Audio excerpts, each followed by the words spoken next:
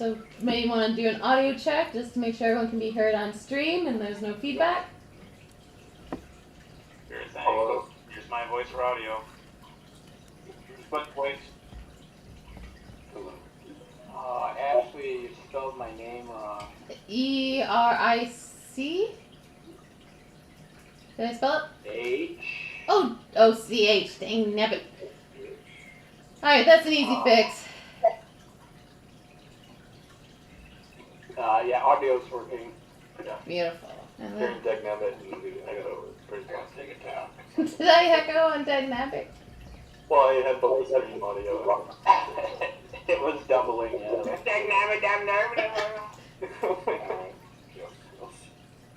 Alright. Can't minimize things. That's Alright. Welcome back, everyone. Welcome to Session 2 of Dragonlance Shadow of the Dragon Queen. Last time, we opened with a Platinum Blonde Celeste elf named Serinda Greenleaf on her way to Volgar to attend the funeral of her dear friend Ispin Greenshield. Recently, Serinda has been having visions since she had heard of her friend's passing, and so she stopped along the road for a moment to rest. She experienced this vision suddenly, and as it passed, she noticed that some of her belongings were missing, and that there was a trail leading into a clearing in the woods. So she heads out to investigate. As she's standing in the clearing, she finds her belongings along with an amulet. As she touches it, a bright light pulses, knocking down all the vegetation, and she suddenly notices that she's not alone. She's being watched by a country bumpkin from the edge of the clearing. Serinda proceeds to head over, and of course draws her weapon, because what else would you do? And on the man, and so the man introduces himself as Ural, and explains that he's been having visions about this moment, and converses with Serinda to try to diffuse the tension. During their conversation, they realize that a ruin has been uncovered from the undergrowth, and they head inside to investigate. Inside the ruin, they are both drawn to different statues. Serinda finds a statue of a young woman in flowing robes and realizes that this is the statue of the goddess Mishakal, and she's holding that same amulet that Serinda had found in the clearing. After Serinda takes the amulet from the statue, she hears the goddess speak to her. Heal all who require it, even if they are your enemies. Drive out disease, cut away decay, and bring light to those who live in darkness and ignorance. Heal the wounded land, promote harmony and peace, and lend help wherever it is needed, particularly to those who cannot help themselves. Do not raise weapons in anger towards men on edges of clearings, but defend yourself and those who are in danger. Honor those who have passed on to a better life, but remember that your duties lie with those who are left behind. Comfort their pain, bandage their wounds, show them compassion, and ease the sorrow in their hearts. A ton of commandments for her to follow. On the opposite side of the chamber, Ural notices an older woman in simple clothing with an amulet dangling from a feather in her hair. As Ural takes the amulet, he hears the statue speak to him. The goddess Chislev calls out to Ural. Nature has no beginning and no end. The balance of nature must be maintained at all costs. Nature should be protected and nurtured, not enslaved or despoiled. There is a place for technology and new developments, but these should always be second to the true gift that is nature. A much shorter mantra to follow. Afterwards, Serinda and Ural speak about their experiences, and as they leave the ruin, it disappears, and so they decide to head back out on the road to Volgar, as they realize they are both on their way to attend the funeral of Ispin. Meanwhile, we meet a rock gnome named Theron, who is an initiate of the Mages of High Sorcery. Theron has traveled to the Barb for a test that many who aspire to join the Mages take as initiates. Tonight is a special night called the Night of the Eye, where Kryn's three moons have aligned, causing the ruin to be alive with magic. Theron is greeted by a red-robed mage named Ravina, and she explains the test to Theron and opens a portal. Theron heads inside and is transported to another room with black stone floors and elaborate runes carved on the walls. The portal vanishes behind him. On the opposite side of the room, he sees a doorway, and in the center of the room is a single pedestal with an ornate key. Farron tries to head towards the pedestal, but his path is blocked. After some time, Farron is able to deduce that there are invisible walls preventing him from his objective. Farron casts Detect Magic and is able to reveal the hidden walls that show the pedestal is in the center of the maze. With the walls in sight, Farron easily navigates the maze and grabs the key and heads out the door, where he returns to Ravina. Ravina hands Farron a spellbook emblazoned with the symbol of the Mages of Ice Sorcery and an ornate scroll. Ravina states that the scroll will lead him on his next step in his journey. And Ravina tells Farron that he must take the scroll to Wehan, who resides in the city of Kalaman, which is near the village of Volgar. Ravina emphasizes to Farron that he must not open the scroll under any circumstances, as the contents of the scroll are meant for Wehan only. Farron leaves the barb and departs for Volgar the following morning. Next, we meet Elgrim Caverhorn, a human squire of the Solamnic Knights, and his tender friend, Cosgrave Thistledown, who are on the road to Volgar. They are greeted by Farron on the roadside when they suddenly hear a young man screaming, please help, as he races towards the party. The young man is named Reese, and he is terrified, mumbling to himself incoherently. Cosgrave manages to calm him down by pulling out a green feather and putting it in Reese's face.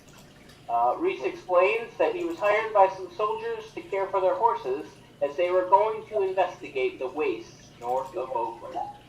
The caravan was attacked by cloaked figures, and Reese said he hid in the brush and escaped as the soldiers tried to fight off their attackers. Reese warned the party to be careful and to try and save the soldiers. The party rushed forward and come upon a gruesome scene. A wrecked wagon lies toppled, surrounded by armored corpses as strange figures with scaly wings and reptilian features pick through the remains. The strange figures notice the party and a battle ensues. One of the large figures orders some of them to attack the party in Draconic as it escapes into the forest to rejoin the dragon army. The party engage with these strange creatures that have dragon-like features such as claws, wings, and scales, but they walk on two legs as a humanoid. The echo is really... Oh, it's me. Dang it. Alright. Alright, as Cosgrave and Farron battle with the Draconians, Sorinda and Ural notice the commotion and enter the fray.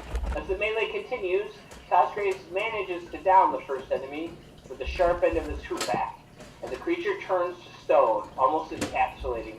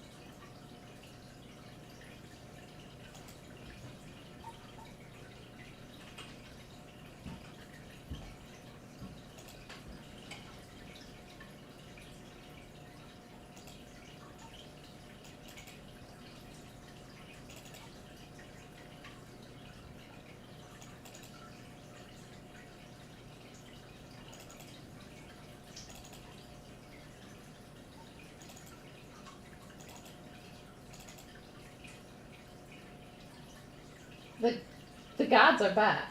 The gods are back.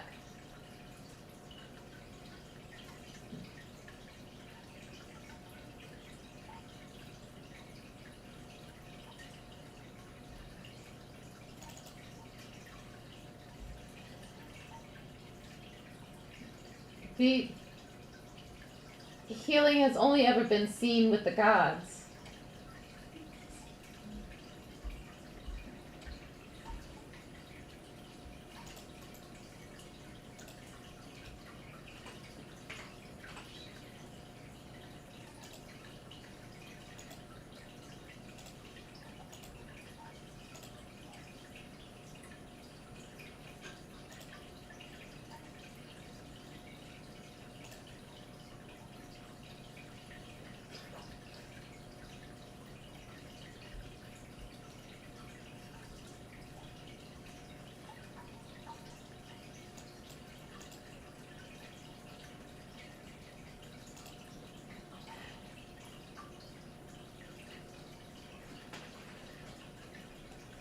We're actually on our way to Volgar.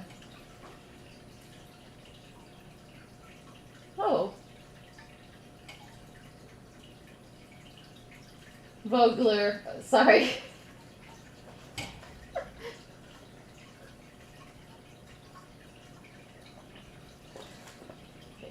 The worst part about it is that I asked earlier today. That's the worst part about it, is I asked about it. No audio on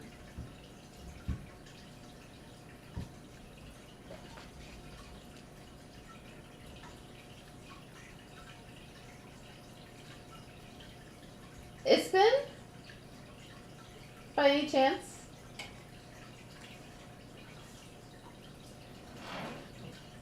Is it for a gentleman named Ispin?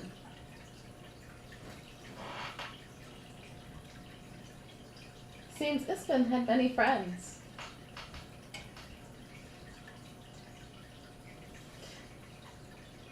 I highly doubt it.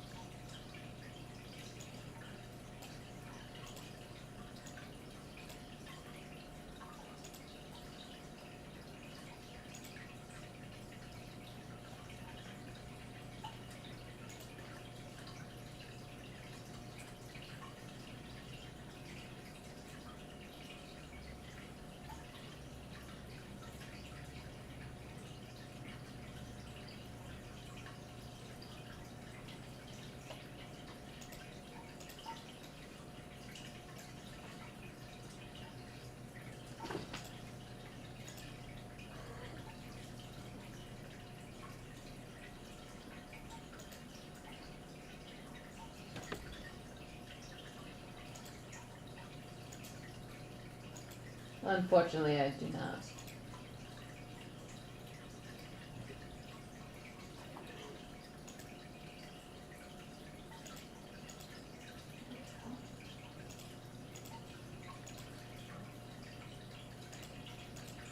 There we go.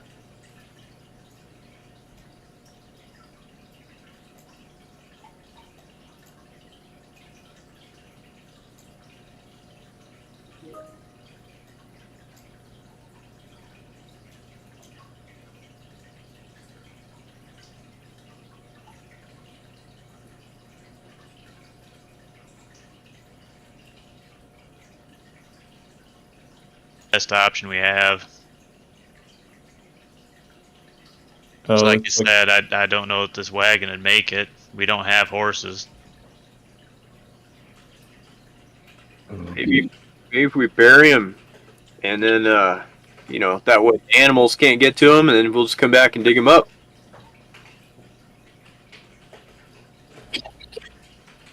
That might be the best we can do in these circumstances. So Eric, based on the picture, it looks like this used to be a covered wagon. Is there like enough strips of cloth and stuff that we could like wrap the bodies? Yeah, I would say you should be able to find. I mean, it's like not completely, you know what I mean? Like there would be like bits and pieces that are torn, and so it's not like laying a full like tablecloth over somebody. But yeah, you could manage as best you could. Okay.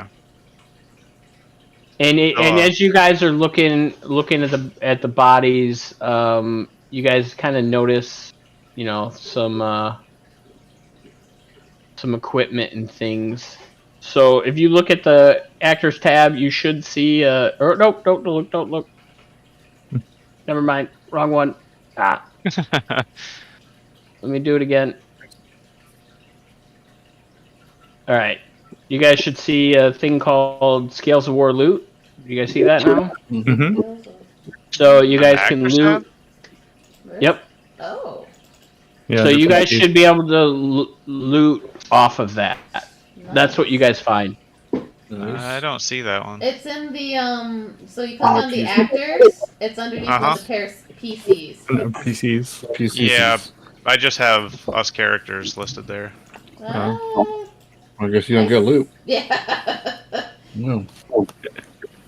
Oh yeah. Sorry, Paul. You were set. You were set to none for some reason. Now I see it. Because I went to the top and I said all players, and then for whatever reason yours specifically said none. So. Huh. Weird. So yeah. So that's what you guys see. You see some swords and some rations and a water skin. Okay. As you take your cursory glance, and you see the bodies and. Okay.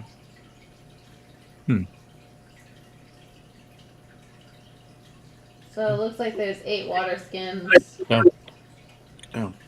3 long swords and I'm sorry, 8 rations, 1 water skin. And 40 gold pieces.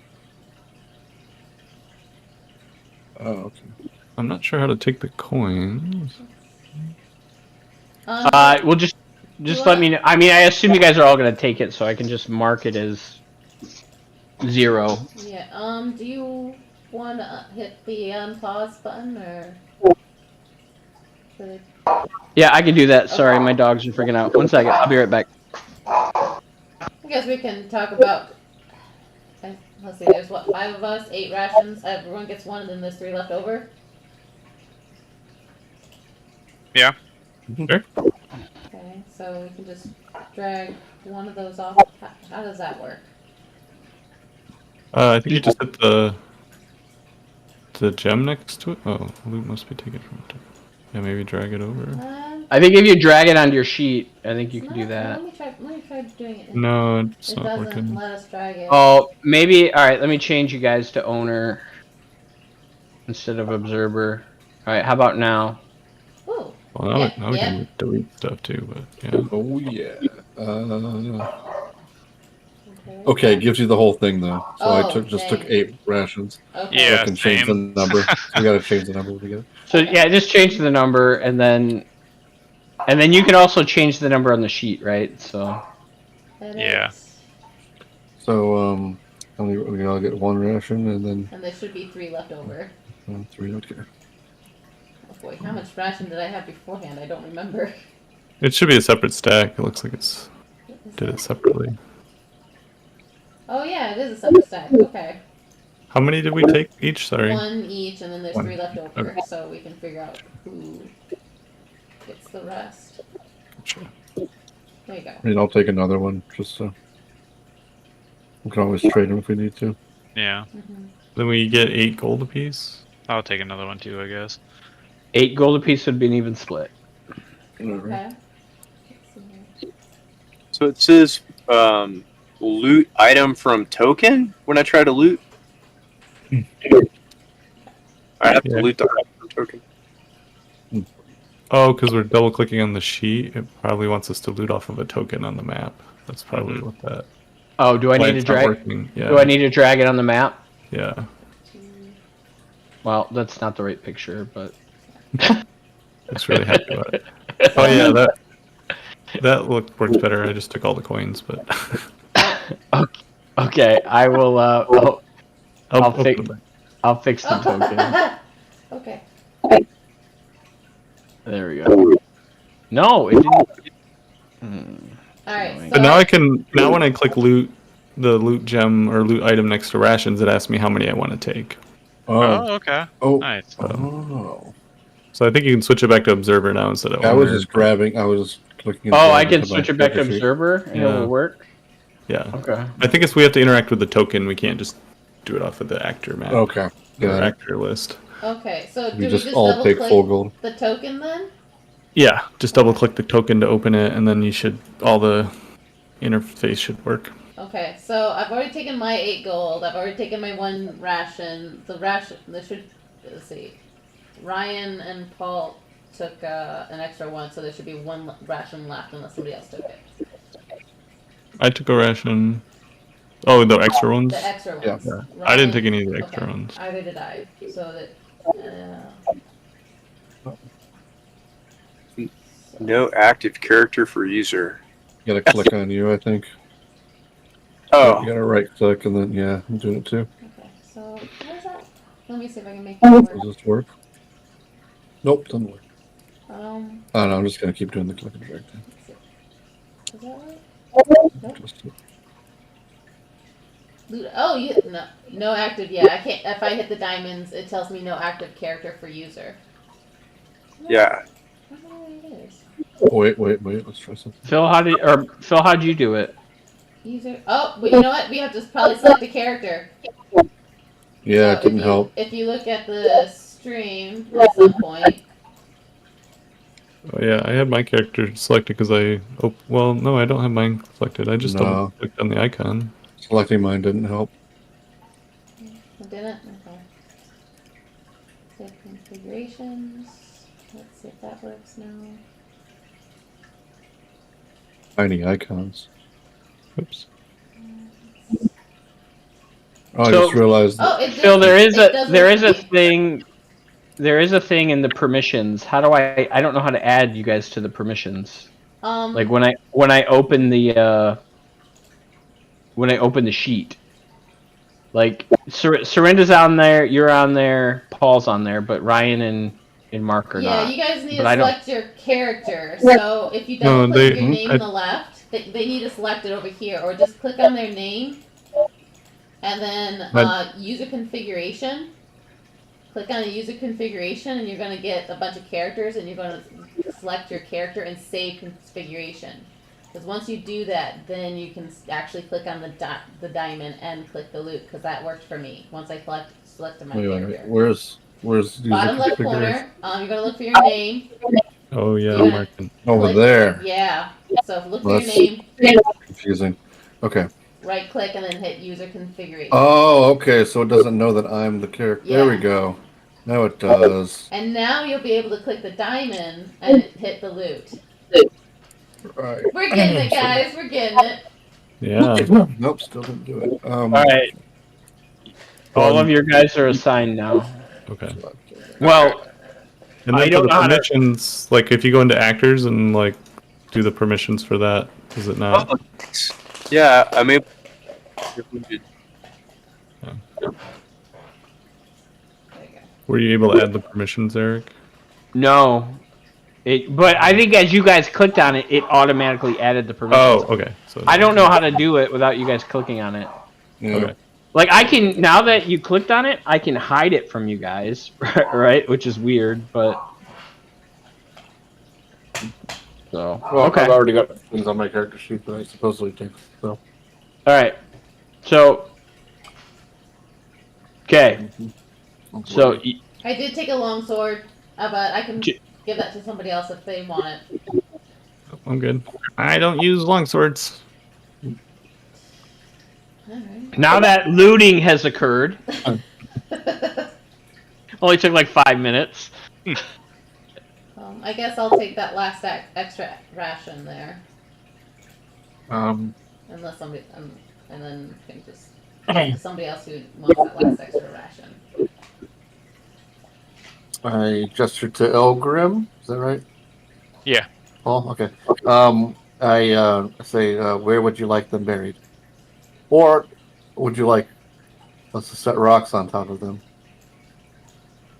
Nah, I'd say off to the side of the road here Okay. in the shade. And I'll walk over to the side of the road and I'll start using mold earth to, yeah, I like that. I was looking at your sheet. I was like, somebody can affect it. Yeah. So I basically sound like a breeze out of my hands that kind of causes the dirt to like just start like mounding on, like start pulling itself onto a mound, onto a pile, Okay. and Nice. I'll do them in like segments, 5, just one square at a time. And Are just there any like slowly- clerical rites that have to be read or anything like that? Whoever would know about the That was the question, I think, to you, Elgrim, in character. Oh, Yeah. I'm not a chaplain. I'm not able to say rights over these men. Best we can do is alert the Knights of Solamnia to send a party back here to reclaim them.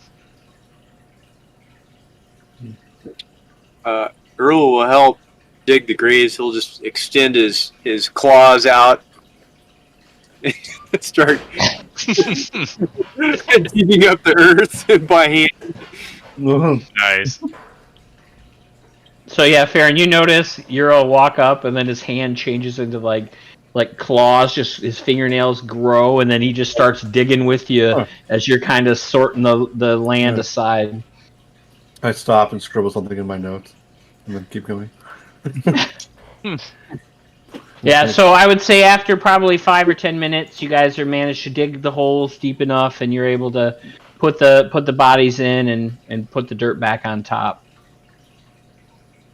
Okay. Well, I think Algrim, next time maybe we need to be a little more careful. These dragon dudes seem pretty serious. I mean, they took out all these knights. They almost killed me. I think we gotta be more careful if we run into these again.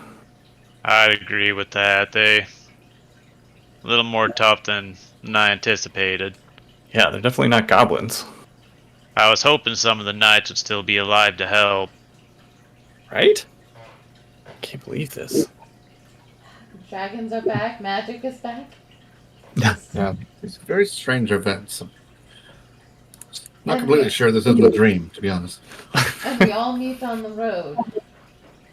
But I don't think these are dragons, at least the way they've been described to me.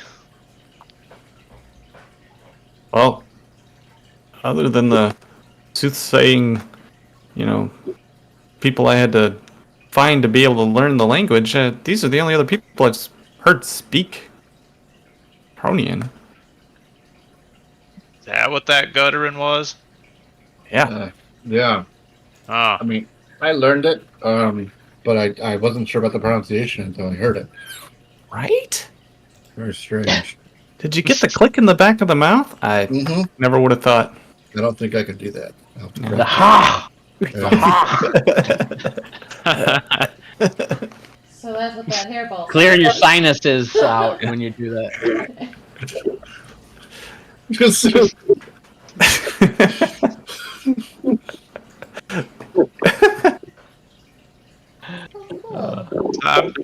I'd like to take a look at the crates here, see what they were transporting.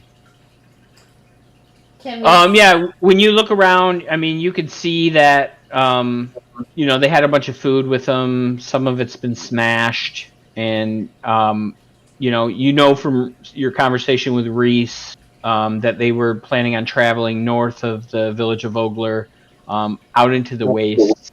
But he didn't know why. But, yeah, he was just kind of hired to take care of their horses, which have all now fleeing the scene.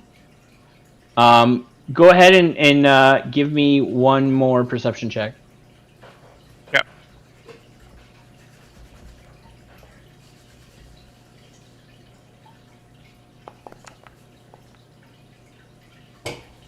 $17.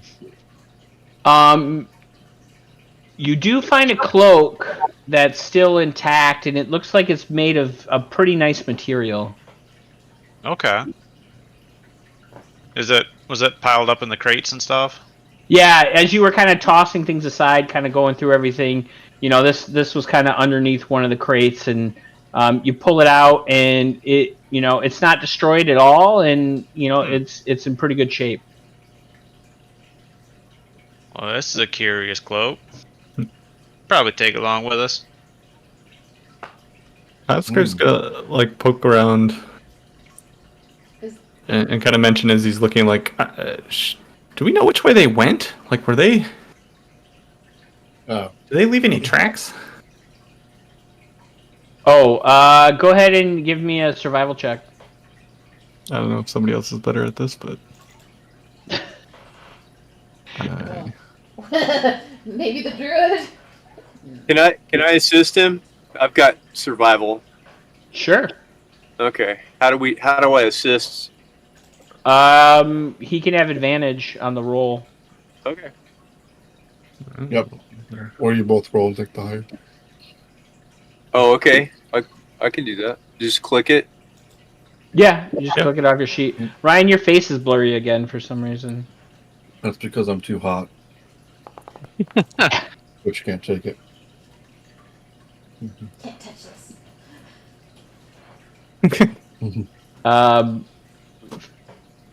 Phil, your dice was private? Oh, I had to. Sorry. Okay. Yeah, you do notice their tracks. As you look down, they are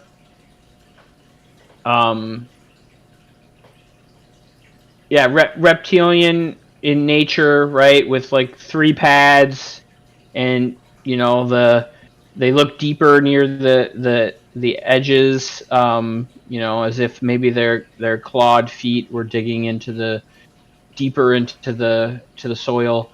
And you do notice that they're definitely headed northwest of where you guys are at. You guys know that you're southeast of the village of Vogler. No, sorry, southwest. You're southwest of the village of Vogler, and these are kind of heading northwest from this position. Do we know what's up that way? You can give me a history check. Yeah, and I'm kind of asking the group, so I don't know if anybody... Which way does he point? Northwest. Actually, you know directions. Oh, hey. Also, Earl would like to see if he can get a bead on the horses. Okay, go ahead and give me a survival check as well. Okay.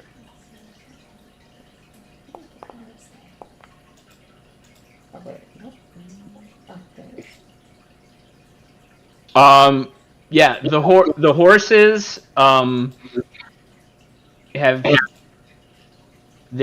gone directly west from where you're located, and from the tracks that you see, they were like in a full gallop. And you think they're probably quite far away, based on. You could tell that they were startled, right? You could see some, like scuff marks in the dirt that kind of show like they were maybe on their rear ends, and then they bolted to get out of Dodge. But yeah, you would think to track them down, it'd probably take you a couple of hours following them, and then they got a good head start on you because you can tell they got out of town in a hurry. Okay, I'll just mention that to Cosgrave. Wait, we are southwest of Vogler? Yes. And they're headed northwest. Okay, so they're not headed towards Vogler. Okay, sorry. Didn't mean to interrupt. Not that you can tell. You think they're heading... they're heading north. Vogler's north of you, but they're heading in the opposite direction. Gotcha. You're going. You guys are traveling northeast. These guys are going northwest from the tracks that you see. And then there was somebody wanted something else. I don't remember. Sorry, I interrupt the horses. No. Yeah, we did that, but there was something before the horses. Somebody asked. I don't remember. What's that? I was asking if you put the cart before the horse. Nope. I think they're tracking the Dragonborn. Was that it? Didn't someone mention the tracks? Well, and I think Cosplay would just kind of bring up to the group of just like, I mean, I feel torn. Like, we have this funeral to go to, and I love Ispen and all, but man, dragons, like, that's super cool. Yeah, but also they almost killed us. So, and they actually did hurt you quite a bit. So maybe we should come back with reinforcements, or maybe a day's rest. True. I mean, they did mention an army. Yeah, that doesn't bode well for us. We should probably warn people too. Cosgrave looks longingly to the northwest and is like, "You're right. Okay, to the funeral." To the funeral. Wait, no, that sounds too happy. To the funeral. All right. As you guys continue your travels, you travel probably for another 4 hours or so, and you make camp for the night. Not far off the road. It's pretty uneventful, and you get a long rest. So everybody get a long rest in. If you want to change out any of your spells, don't forget to change out any of your spells. You start off in the morning. You travel for another 4 hours or so, and you arrive in the city of Vogler. All right. Phil, do you remember how I pull the calendar back up? If you click on the bookmark thingy, I think. Oh, yeah, there it is. Yeah. So I'm going to advance the day, and it is now midday. Okay. Yeah, it's now spring. All right, so I gotta find where I'm at. Your screen. Actually, I'm just gonna read from D&D Beyond. It's a little easier. All right.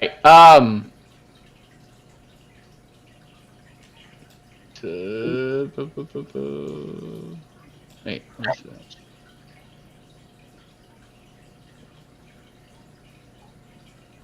Okay. So as you arrive to the village of Vogler, you're arriving on the day of Ispin Greenshield's funeral, which is set to take place in the evening. The fishing village of Vogler clings to a spit of land reaching into the Vingard River. Wooded cliffs overlook the community, and the only path from the north descends past ivy-covered remnants of a crumbling stone keep. The village's modest wooden buildings cluster around a quaint central circle along the riverbank. Jutting into the river, out of place and seemingly out of time, stands an incomplete stone bridge of incredible artisanship.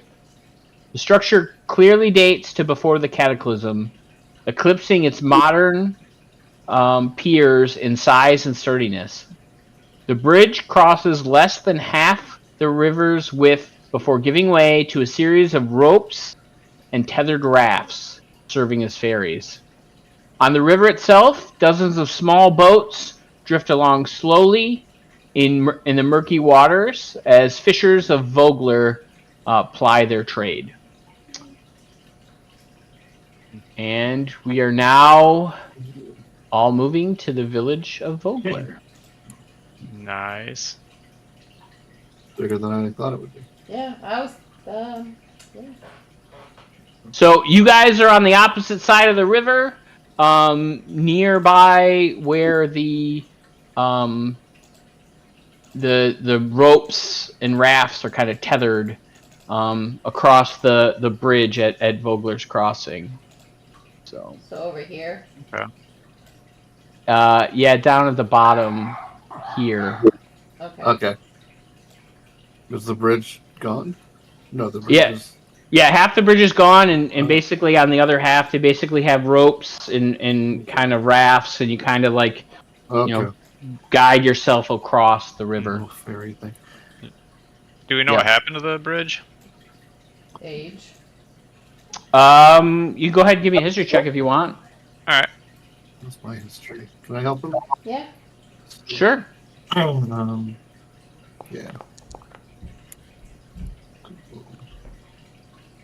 I'll do it. A libertarian commune, and they didn't see the value in building the bridge, so just kind of. I know nothing about this bridge. Could I roll a history for the bridge as well, or no? 'Cause- No, we're not. Okay. We're not fishing. That's I'm what gonna the roll- Village. yeah. That's what the villagers are doing. So Elgrim, you don't know anything about the bridge. Your best guess is maybe it was destroyed during the Cataclysm. Okay. You don't know, or maybe they stopped building it because there are no more artisans who have this level of skill. Either one sounds plausible to you. So you guys are able to manually take the ferry across yourselves, or it does seem as you guys kind of get closer to the river bed, you see like a guy who's like, "Hey, over here," and he's like willing to like ferry you across if you guys are interested. Ooh, I don't like his vibe. Let's just. No, that's okay. That guy seems to be a fairy, maybe. What? Let's, Guess it's- Will you get us across for how much? 5 copper a person, and I will ferry you right across and take you into the wharf. we don't like to talk about it. That sounds reasonable. Yeah, I think Ferry. we've been on the road. All right, Let's do it. let's do it. Okay. I tossed some Go extra ahead. copper for like any news in Vogler. Oh yeah, you guys are arriving at a perfect time. This is the opening day of the Kingfisher Festival. Oh, So later this afternoon, right here on the wharf where I'm going to drop you off at, there's going to be a big like fishing competition. If you guys are interested. Ooh. What's the prize? I'm not quite sure what it is this year, but it's normally something very interesting from Mayor Raven. Oh. Sounds intriguing. Has Mayor Raven been Mayor long? Let me see. I don't know. The incumbent. Maybe maybe 5 or 6 years or so. Her dad used to be the mayor before her, and she kind of like took over after him when he retired, but he's passed now. I don't know. It's been a couple seasons. What was the festival? The Kingfisher Festival? Kingfisher. Is that a type of fish or type of? Yeah, I know people from outside of town. Mark, you're killing me, man. I'm hearing it's throwing me off completely. I'm hearing myself. Yeah, he says, yeah, you would think maybe it's a type of fish, but no, it's actually a bird. You see, around this time of year, the kingfisher comes back to the area, and many fishermen, as they see this bird along the river, they consider this lucky, and we're going to have a good harvest. Mm. How do you win the festival? Well, typically, you got to catch like the biggest fish in an amount of time normally. Oh. I don't know if it's 30 minutes or an hour. You do some fishing, and then they total up the total number of fish you catch, and then if you have the longest fishes combined, then you win a prize normally. But you got to be careful. Mayor Raven, she's a good fisher, and she, I think she took first last year, and she's always one of the top challengers. I have a decent hand for fishing. I'd like to try this festival out. Seems like a public office like the mayor would, not try to take up all try not to win. Yeah. I mean, For the citizens, it is a friendly competition, and we're not a big village, and we're all nice folk that get along, and we're just out here trying to have a good time. It's a good time of the year. Winter's ending and spring is coming, and it's going to become peak fisher season soon. All right, then good luck angling, and Elgrim too. I better. And as your conversation's kind of dying down a little bit, he pulls you up to the wharf, and Cosgrave would have also asked for like a recommendation for a hotel or an inn or whatever too. But oh yeah, right ahead as he's kind of pulling in, he's like, yeah, you see the big building right there? That's kind of in the shape of a crab. That's the Brass Crab, and it's one of the only places in town where you can get a room for the evening, and typically, there's also from time to time they have music occasionally. You can see there's an Ergothian woman named Yalmi, and she runs the inn, and she has food from time to time and rooms for rent. you said Yomi? Yalmi. Yomi. Yeah, Yalmi. And what was your name, kind sir? Oh, my name's Pete. All right. Thanks, Pete. Hey, you're welcome. What was your name? You're a friendly little fella. Cosgrave Thistlenut. Ah.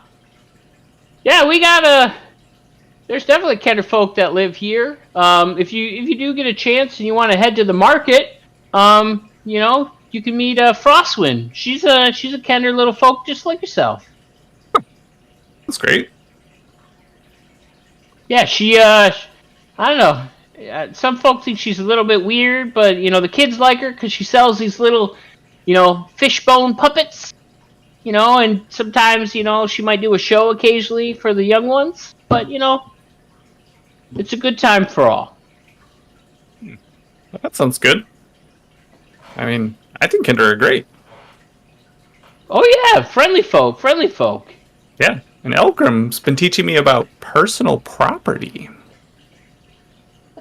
That's very important. Very important. Good to have boundaries. That too, boundaries. Like, Pete, I really wanted to touch your face when I get on this raft, and I remembered, as I recently did that to someone else, that I shouldn't do that because of boundaries. See? I can learn. This is great. That's in the right direction. Yeah, just make sure no one's belongings end up missing, because, you know, we're friendly folk, but, you know, we don't treat those kind who don't follow the rules, if you get what I mean. Oh. Oh, I understand. Yeah, I'll keep on a lookout for things and make sure I collect them and give them back to people. I don't know that's what it means. Oh, well, just trying to be helpful. I mean, he said people are missing things, so I mean, gotta help find them. He's afraid things are gonna go missing. Not Oh, that they yeah, are. I have that all the time. Like, I'll reach in my pocket and I got so and so's thing, and I got my stuff. It's just, yeah, no, it's. And when you say that, he kind of like looks down and he's like checking his belongings and making sure everything's in the raft, and you know everything's. No, you're good, Pete. Personal property. I'm on it. I appreciate that, Cosgrave. I really do. Are you missing anything though? Maybe. I mean. He kind of pats his pockets and he's like, "No, I think I got everything. I think everything's accounted for." Okay, great.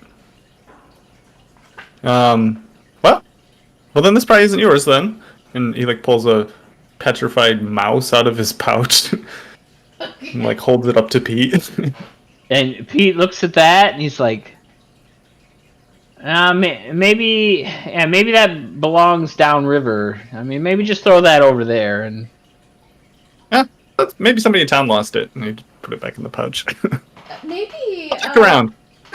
Maybe that other. Oh gosh, I wrote her name down. Where? Frostwind might want that rat. Oh, yeah. I imagine she knows all about personal property, having lived here for a while.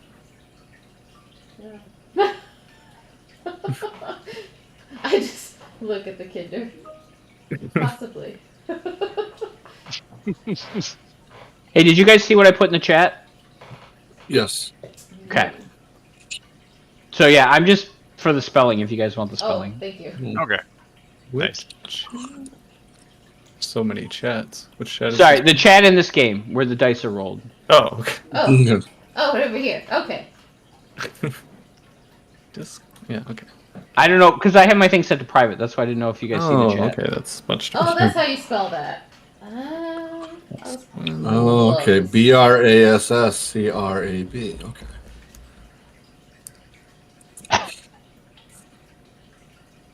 I get it. Okay. Looks some blurry again.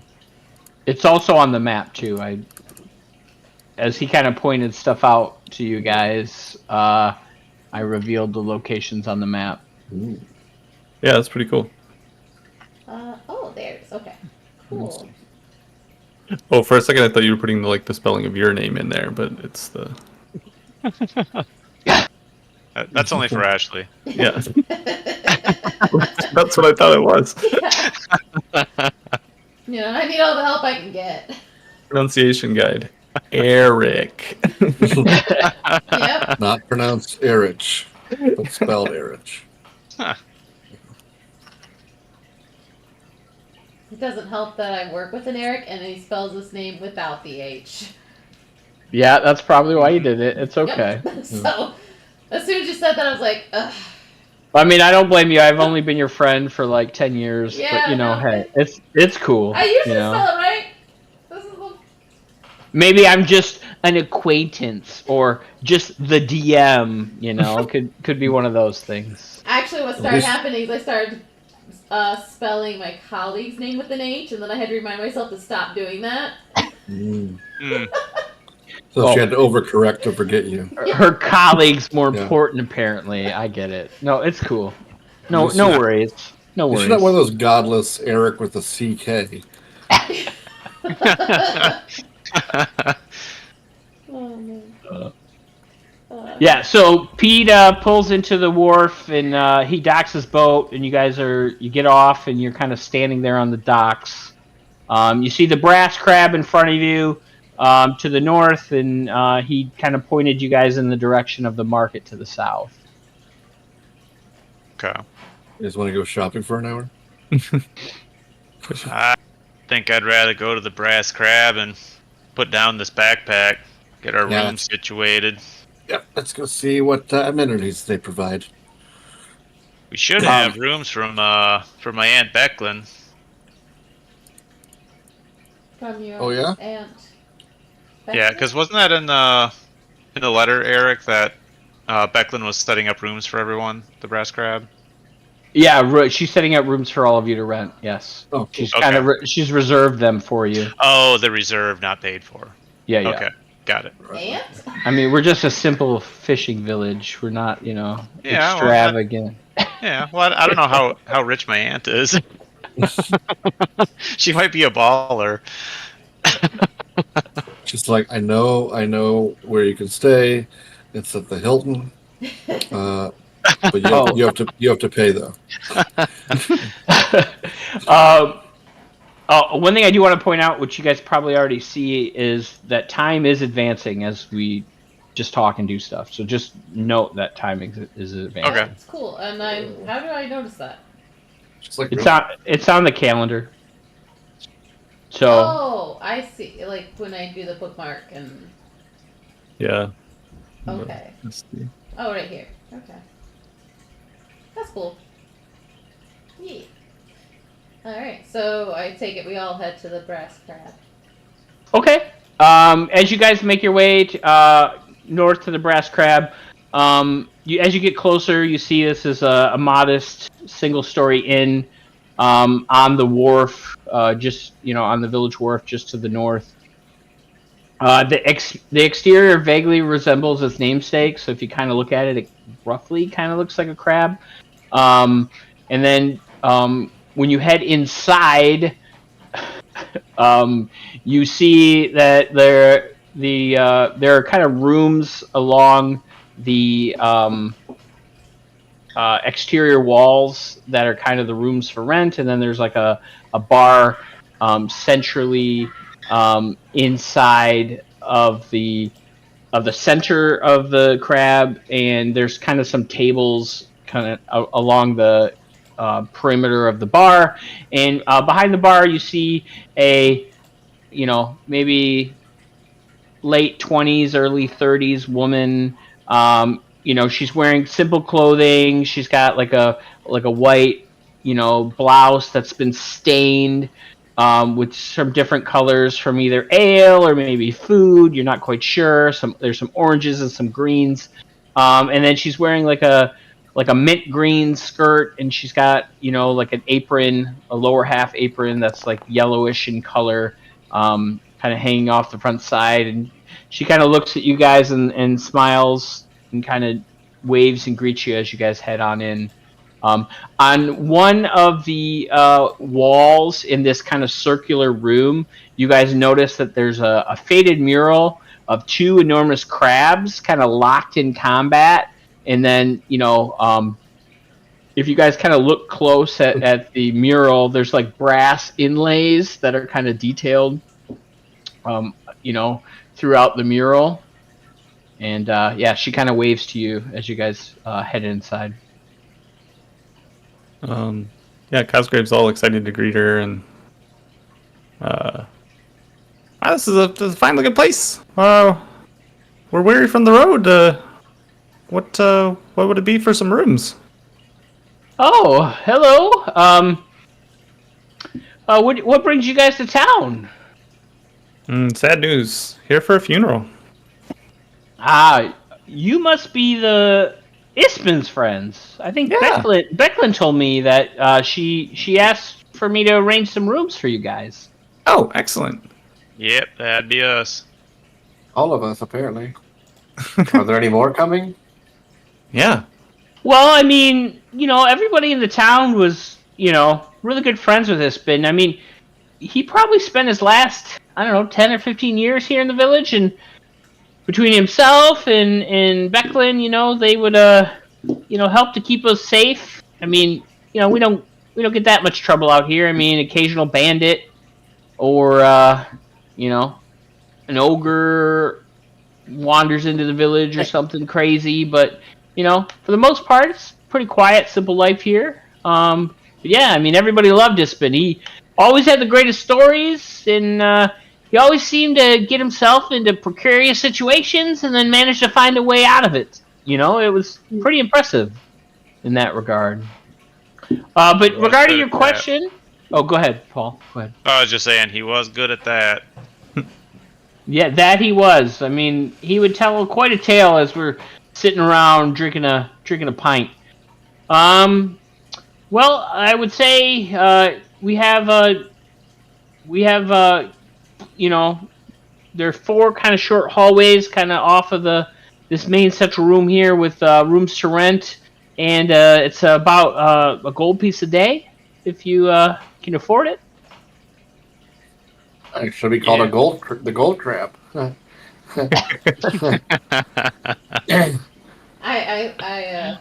She kind of like laughs and then gives you like a little smirk, like.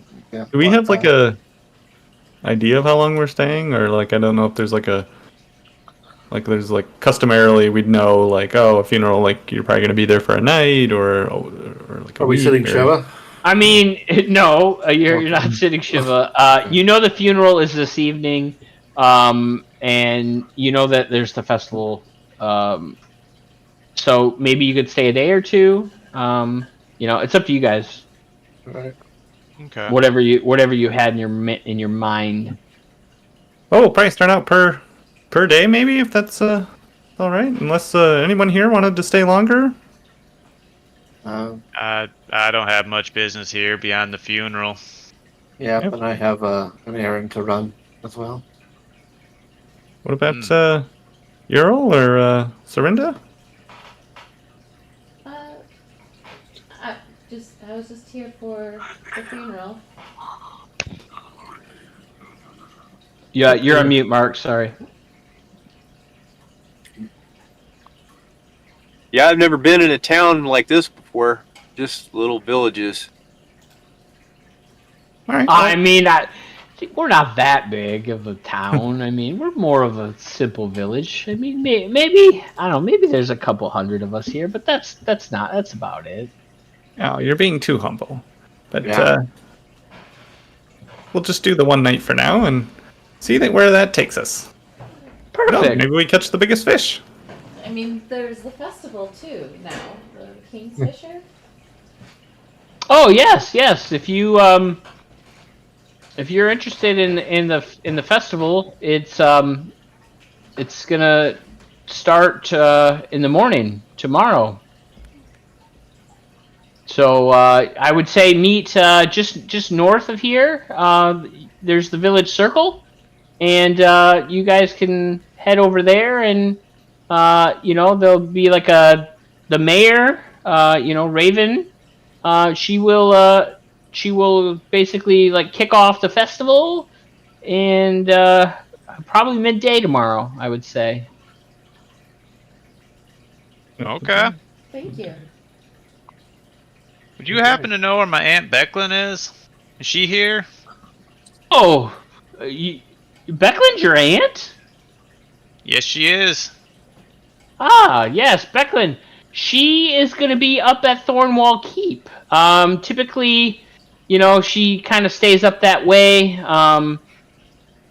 Most of the days now, I think she spends her time kind of excavating it. It's like an ancient keep, and you know, she's kind of been the, you know, like the, I don't know, the watchdog or protector of this village. You know, most folk in this area, you know, don't quite, you know, trust the knights, you know, of what has all happened with the cataclysm and all, and you know, but Becklin's done right by us, and you know, we respect everything she's done, and you know, she's good people, and she's welcome here anytime. I may have to be staying more than just a night. That keep sounds interesting. I might want to spend some time with my aunt here. Yeah, if you head like northwest of here, you know, towards the river gate, you'll see it. It's up on the hill. And Becklin kind of, you know, she lives out in the keep, and you know, she's, you know, keeping an eye out most days, and if she's not, you know, on guard duty or watch or whatever, and you know, she's doing, you know, I don't know, she's found a bunch of old stuff. Most of it looks like junk to me, but I don't have my eye for that kind of thing. So artifacts of some sort? I mean, maybe some might call it artifacts, but I mean, to me, it just looks like stuff you should just get rid of. Yes. I mean, most of it's old and broken and rusted, and it looks like junk. But those are the best kinds of artifacts. I mean, if you say so. Last time I was in a town, there was a place that had some ale. I haven't had any ale in a long time. Got any ale? For sure. I have ale here, and also there's a place called the Fishbowl. It's on the other side of town a little bit. It's on the other side of the circle. But I mean, you get ale there too. But I mean, our ale's better. I mean, I don't want to brag or anything, but it's But yeah, sure. If you're interested, I can sell you some ale. Yeah. How much is your ale? Great questions. I should have. I should have. Gotcha. You have a wine list also? Do you sell wine? I'd like the Actually, simple Do you cheesecake. sell wine or just ale? No, I was just looking at this the other day, and I should probably keep this tab open. Like, You don't have a player handout with like the brass crab menu? Like, Keep an open tab. Has like the little crabs going alongside the menu. fuck They're you all- guys! I'm not preparing a damn menu. That's yeah. She tells you. All right. Where's ale? Of course. Yeah, 4 copper a mug. How many Oh, would yeah? you like? Well, how much cheaper is that other guy's ale? She kind of gives you like a hard look, and she's like, I don't know. Maybe you might want to go ask him. I don't keep track of what his prices are. Let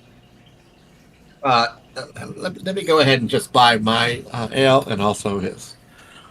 Yes. All right. 8 copper. Okay, here you go. And the 1 gold for the room as well. Perfect. And there might be more in it for you if I stay again. Stay another night.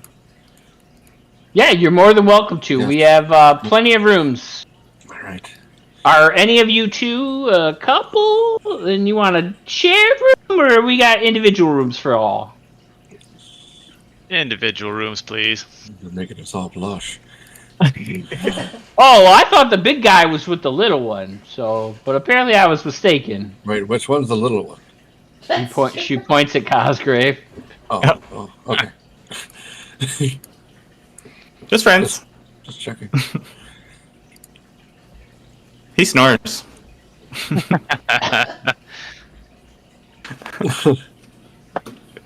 I have been told that. So yeah, I'll put down gold and 4 copper as well for a room and an ale. Do we know Sounds where good. we need to be and when for the funeral, or from the invitation? Yeah, from the invitation, if you read it, it says you should be here in the evening, because that's where the funeral is going to take place. At the Brass Crab? At the Brass Crab. Oh, okay. After looking at his gold pouch, I think Earl thinks that price for ale is a little too high, so he's going to ask directions for the other ale house. I mean, if you really want to go see, Elfar in, his place, I mean, you're more than welcome to. It's a little bit cramped, we're a little bit more spacious, but yeah, it's to the northeast of here. I mean, if you don't want the one I bought you, I could drink them both. Oh, you bought me an ale? I thought. Oh, yes. Yep, no need to go across the street. I have one right here for you. Sure, thank you. I appreciate that. What's No your problem. Oh, I'm Farron. Yes. name? Oh, I'm Earl. Oh, nice. Yes, nice to meet you again. Yeah. I have a lot of questions for you when we get a chance, but not right now. Let's just drink some ale. Just say now. I'm drinking my ale. Might as well. No better time than now. Oh, okay. I just Take a big swig. your claws were fascinating. That was really interesting. What was that?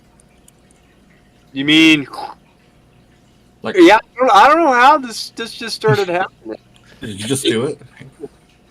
But Yeah. thank you. Yalmay's like, whoa, wait. That is. What's that's great. what's happening here? Like if I had a smartphone, I'd take a picture. That's awesome. Wow. I think So we that's- get a table.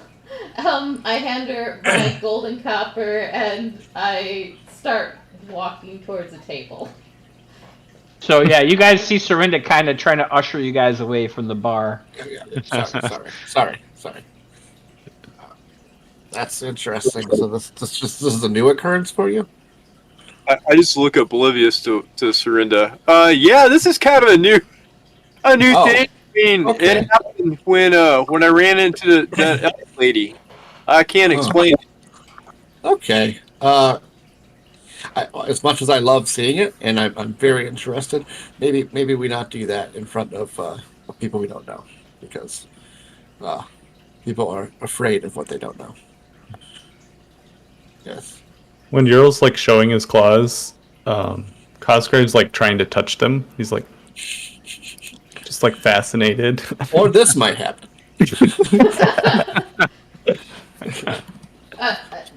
they follow my suggestion of moving to the table or moving to a table to talk about this and not freaking out the Yeah. I'm assuming we're moving toward the table while we keep Okay. talking. Yeah. I believe we didn't quite introduce ourselves either. My name is Serinda Greenleaf. Ah, nice to meet you. Ural and I were, we stumbled upon some mysterious ruin, and after that, he can do that. Huh. As I point towards his hands. And Do you think it might be a curse? I don't think so. No, there was some, at least for me, there was some angelic voice that talked only of good things and definitely did not have a feel of any harmful intentions. There was a different type of feel. It was more serene, peaceful, and helpful. Can I do an Arcana check on his hand? Yeah, go for it. Yeah. All right. His claws. It's Klaus. Yeah, you definitely sense that as magic, but it's not arcane magic. It's unfamiliar to you, but you do recall stories of during the times of the gods that divine magic granted by the gods was given to individuals before the king priest of Instar kind of screwed everyone over and the gods abandoned the world. Wow. Okay, so this is not of the Mage Guild. No, it's something completely I don't know how to explain it. There's something that I don't know all of his experience, but I had a similar one, and it was just. You said you met a god? It wasn't so much we met it. It was a statue, but we heard, well, at least I heard from the statue I saw of Mishuka. Oh yeah, that rings a bell. Mishakal. Mishakal. I'm looking at the pronunciation. The Mishakal. Michigan. I was looking at her statue, and I heard her voice. Ryan, give me a history check. All right. Well, he's like talking to Cosgrave's just like, this is so fascinating, and he's like taking a drink of Farron's ale and sets it back down. Oh, can I roll a perception for that? Actually, give me a dexterity check, Phil. Okay. And we'll just see if you randomly notice this. Yeah, just I'm not trying to like hide it, so yeah, just like. Oh, then yeah, you definitely notice it. Your perception's decent, so. Okay.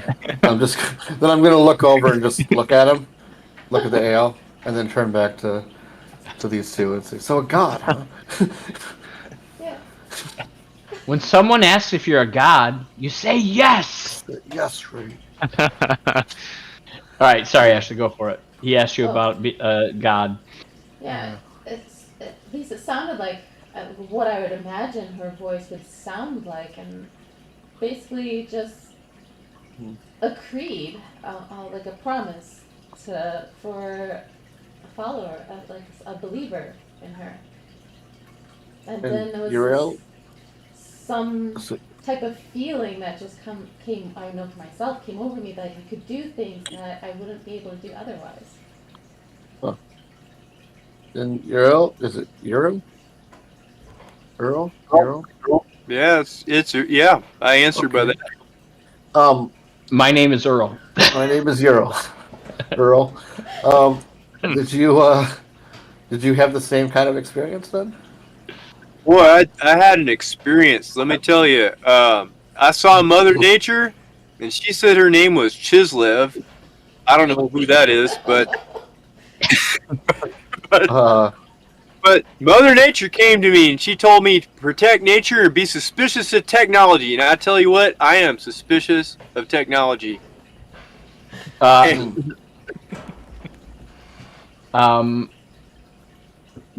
Sorry.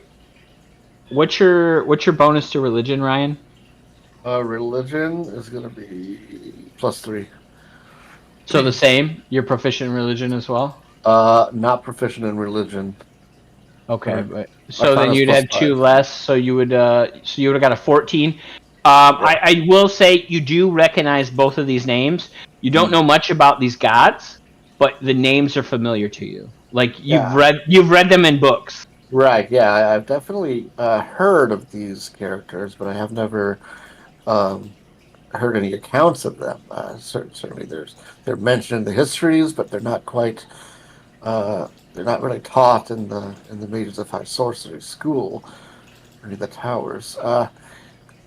This is fascinating, and you both had a similar experience. So either both of you are insane, or you went through a shared experience. So it's still 50-50, I think, on which one happened, but fascinating nonetheless. Well, you know what? 60-40 because of the claw hands.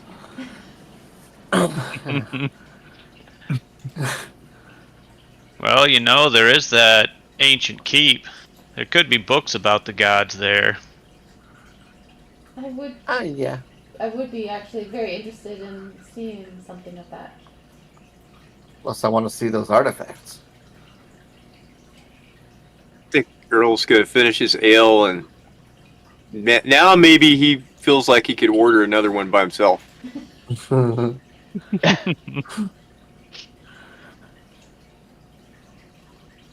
All right, yeah. If you want another ale, just go ahead, deduct 4 copper, and she brings you over an ale, and as she kind of sets it down on the table, she's like, "You guys speaking of gods over here? Those people, those names are like forgotten to time. I mean, not since the Cataclysm, has anyone talked of gods?" As she kind of was eavesdropping on your guys' conversation a little bit. Yeah. I ask, has anyone heard of dragons since the Cataclysm, though? She laughs at you. She's like, "There are no dragons in the world." Okay. I'll put a wager on that. She's like, "What's your name, guy?" And she points at you, Ryan. Farron. She's like, "I like you. You're a little bit odd, and your stories are crap, but they're very entertaining." Well, I thank you. I don't know what to make of that, but do you play an instrument by chance? no, I am proficient in I'm a proficient brain, not a proficient instrument. So I'm more thinky than I am more entertaining. Yes. So as she wanders away, you kind of hear her mutter to herself, if only he was in a band. And then she kind of walks away. Earl's gonna kind of nudge Farron and go, Look at the waitress. What? Hey, you know, point at her. A little too off. She's way too tall for me. Are wizards the basists of the fantasy world?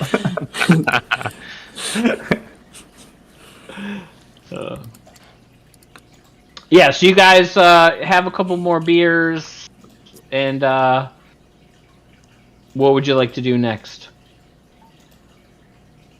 I think I kind of want to check out the keep and meet my aunt. Is the funeral tonight? Yes. Yes. If you know the funeral is tonight at dusk. It's 1,500 What is it now? hours right now, almost 1,600 hours. So about Yeah, we're probably getting close to funeral 4 time. hours. Right? If When is I click on dusk, let's see. Ooh. Yeah, So you 1800. have a couple hours. How do I go back in time? 88 miles an hour. I think it changed to pull down probably to like hours and then go back Oh, with the arrows. okay. And then cool. Oh, we can have notes for the day. That's cool. I can't put any notes in it though. All right, that was close We enough. can read the notes for the day. Yeah, that's about it. Okay. Yeah. So Oh wait, I can't. you got a couple hours before dusk. I know, we probably don't want to be late for the funeral. But also, hey, want to see that keep too? Have we been to the keep before since we know Becklin, or is the keep a recent thing? You guys haven't run into Becklin in years. She her and Ispin went east after you guys' ordeal with the goblins, and you know, she was kind of assigned.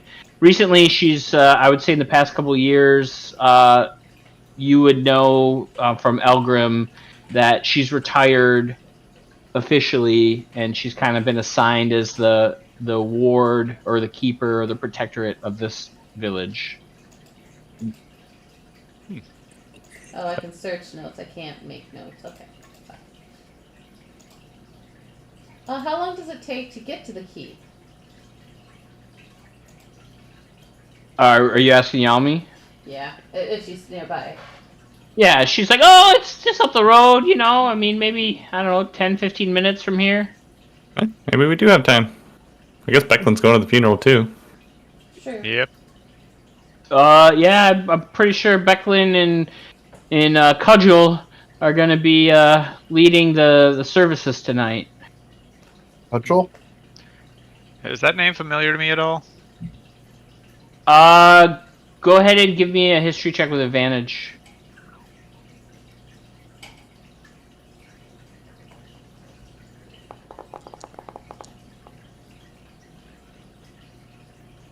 Yeah, you've heard the name before. You've heard Ispin mention it. She's a dwarf that is an old friend of Ispin and Becklin's, and they've adventured from time to time with each other, but you never actually met her. Okay.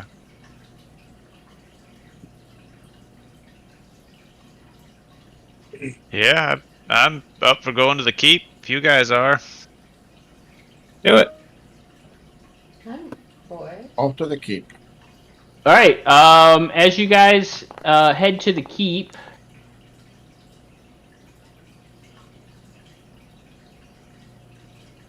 but you guys don't have tokens, right? I think I gotta Correct. Over. put your tokens on the field. Oh, wait. Our names are on there, so Whoa. do we have tokens we can put on the field? How do we do that? Yeah. How do you do this? I don't know why it's nighttime. Oh, because could you not go back in time? Well, yeah, I don't know why maybe is that daytime now for you guys? No, I think it's how the light is set up. I Yeah, didn't build these maps. These are the maps that slider now. I bought. Where's the? I don't even know where the clock is. You hit the little bookmark thing on the left-hand side. It looks kind of like a flag hanging down. Okay. And then there is an SC to the right of it, and you click on the SC, and that will take you to this calendar. The simple. But I think the lighting actually is okay because Yeah, it is. because based on our vision, it's color, but it's kind of gray outside, I guess. But Okay. Yeah. So. probably our Yeah. vision radius, maybe. Yeah, it's probably your radius. Yeah. So to your guys' left on the map, you guys see the ruins of an ancient Solamnic keep, kind of perched on a rocky rise on the western edge of town.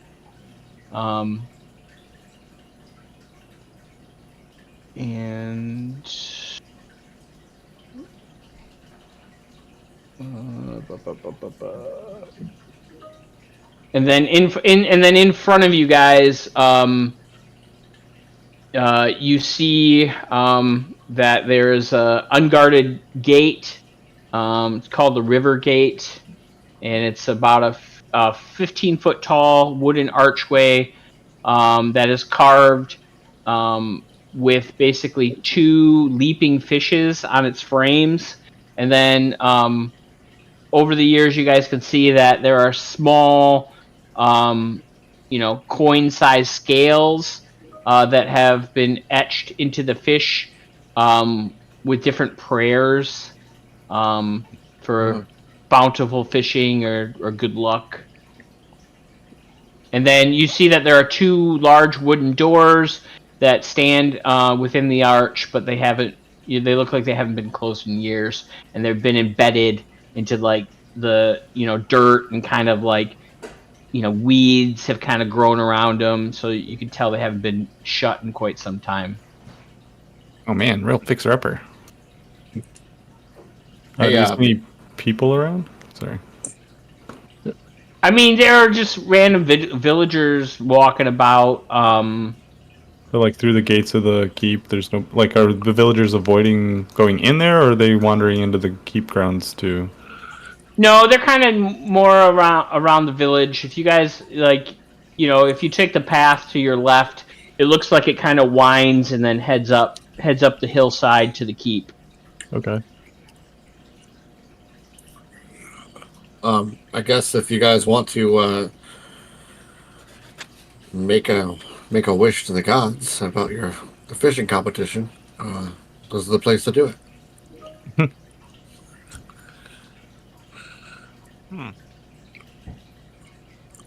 I look at around and I just start wandering in, just kind of as I look up and everything, just kind of take it all in. I just continue walking like through the door and just kind of fascinating. As Graves looks at you with a look of respect. March right in, love it.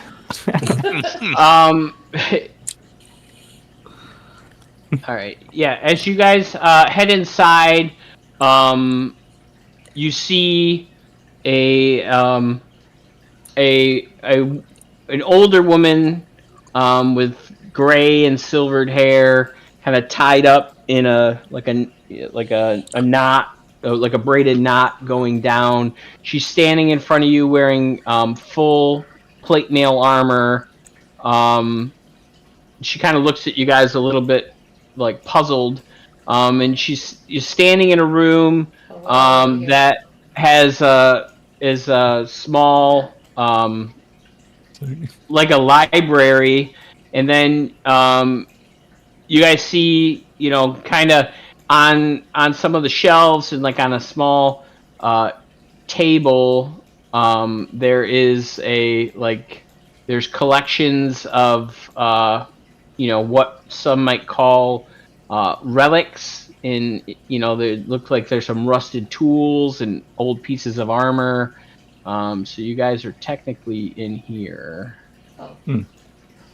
It shows just black and white for like me, in my view. It's interesting. Strange. Maybe because the darkness is turned on. I But can't yeah, get in. I don't know where your tokens are at. I don't. Oh, because I'm clicked on his Oh, token. mine's Right? way over here.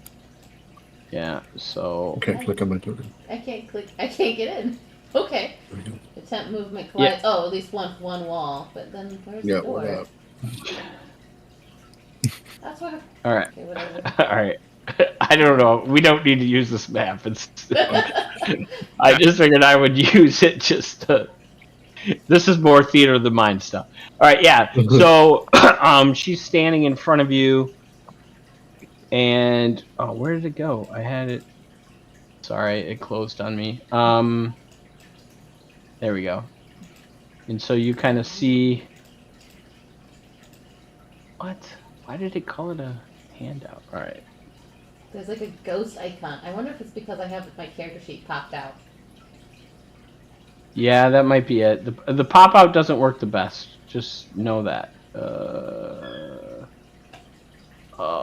God. Sorry, I hate the handouts thing. I wish it would just.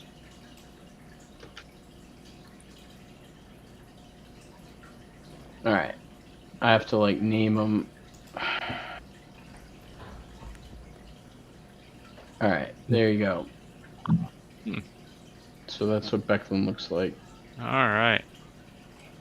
So as we as I see her, I'll kind of call out a greeting.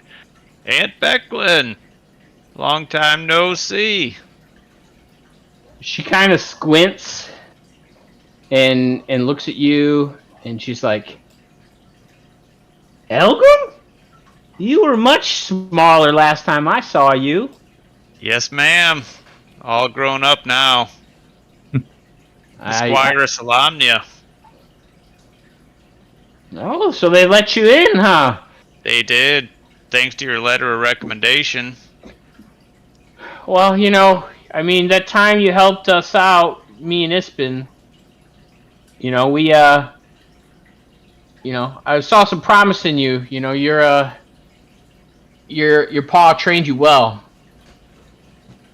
That he did. You and Ispin trained me quite a bit as well, I reckon. I would say it was more Ispin than me. At the time I was busy with my own squire, and I think Ispin saw a little of him in you, if you get what I mean. Yeah. Yeah, sad news about Ispin. It is. It's a sad day and a happy day. Ispin did not want to, have this be some somber funeral. He really wants everybody to, come together, drink a pint, and tell stories of their time with him and interesting things that have happened. And that's what we're gonna do tonight. We're not gonna be all somber. We're gonna be happy, and we're gonna celebrate his life instead of his death. But yeah, I mean, his health was getting a little on. He's a little older and a little long in the tooth, and yeah. I don't know. A couple winters ago, he got a bad fever, and ever since then, he kind of took a turn. But he always tried to stay joyful, and just see the positive in life, even though things weren't going so great for him. Well, Yeah, that was his personality. he was truly a great guy. Yeah, I mean, we also would, have a pint down at the Brass Crab, and just speak of old times when when knights were knights and people were respected, and what it would have been like to been in the Knights of Salamnia back before the Cataclysm and everything took a shit. Yeah. But my honor's my bond, and I serve to this day. I'm still, keeping track of this village, and plenty of good folk here, and want to make sure nothing bad happens to him. Yeah. Speaking of the knights, there were few of them coming up the road here. Got ambushed by, I don't know what you call them. They some sort of creatures, looked like dragons almost. They were speaking Draconian. She kind of looks at you guys like quizzical, like dragons. What? Come on, they, like maybe lizard people or something. They were unnatural. Yeah. I have proof. I take out my pouch and show her the dust. I mean, she looks at the dust and she looks at you and she's like, It is actually quite odd. Like when they got attacked, and just before they died, their body would encase themselves in stone. Quite fragile, actually. And they turned into this dust when they were touched. she's like, now I don't doubt what you guys are saying, but I mean, the things that it just doesn't make sense. I mean, I've heard of strange things happen in the East, but you could never trust rumors of people passing through. It just what they say sometimes doesn't make sense. Sometimes you gotta see it with your own eyes, if you know what I mean. These dragons, if that's what they are. They mentioned a dragon army. And a few got away and were heading northwest. An army, you say? No, that is interesting. I've heard rumors of a strange army, but that army was like to the east, like not anywhere here in the in the Calaman region. Oh, maybe they flew. Dragons can fly, right? They had wings, right? Yes, they did have wings. Yeah. Okay, it was either wings or Red Bull. Now, how big were these dragons? You say? About man size. Yeah, about the size of a human. 2 Kenders. Yeah. I mean, Gnome like, and a Kender. Yeah. I mean, that doesn't make any sense. she like is looking at Euro, and she's like, that doesn't make any sense. I mean, there's murals of the dragons in the High Claire's Tower, and they're like, I don't know, the size of 3 or 4 horses, not the size of people. Could they be maybe- younglings? I mean, maybe these were small horses. That doesn't make any sense. Forget I said it. They were the strangest creatures, though. Their faces looked like a dragon, but they were only about the size of a human. They walked around on 2 feet, carried They did. swords and shields. They did speak Draconic. now that's strange. I mean, most people don't know that tongue. I mean, that tongue hasn't probably been spoken in hundreds of years. I took it as an elective at the mage's school. It was supposed to be a blow-off class, but it's surprisingly come in handy. So you're a mage? Yes, a mage of high society. It's a society of high society. A mage of high sorcery. My name is Farron. Yeah, I recognize you. How you do? Well, yeah, it's been told me about you. Of course, yes. But good. I he wasn't sure if he you'd didn't tell remember. me you were a full blown mage. That's impressive. Yes, I actually just came from. I just became an initiate. So, and thanks to Ispin and also you, yeah, Ispin really when you guys came through my village and stopped those insert creature here goblins. You guys, I learned a lot from him and inspired me. You guys inspired me to go out and search for adventure, and so I put down my little tinker toys, and I went off to the mage society, the mage school, and now here I am. Oh, you're a tinkerer, are you? I was, I'm a gnome, so tinker by trade, but I didn't really want to follow in the footsteps of my father, so I went to the school, and we had the whole thing about him like being mad because gnomes in my family, we become tinkers. And I was like, no, I'm going to be a mage. And he said, whoever heard of a gnome mage? And anyway, yes, I went. Yeah, I'm not a tinker now. Osprey pats you on the back.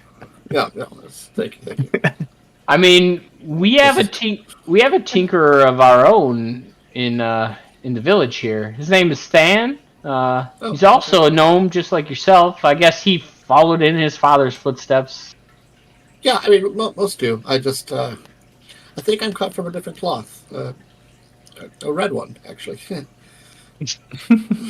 Yeah, I don't know. He's always tinkering up on the roof. One day he asked me if he could build a device. It's I don't know. He made it seem like we could use it as a weapon for defense of the village, and I thought, sure, but it doesn't seem that effective.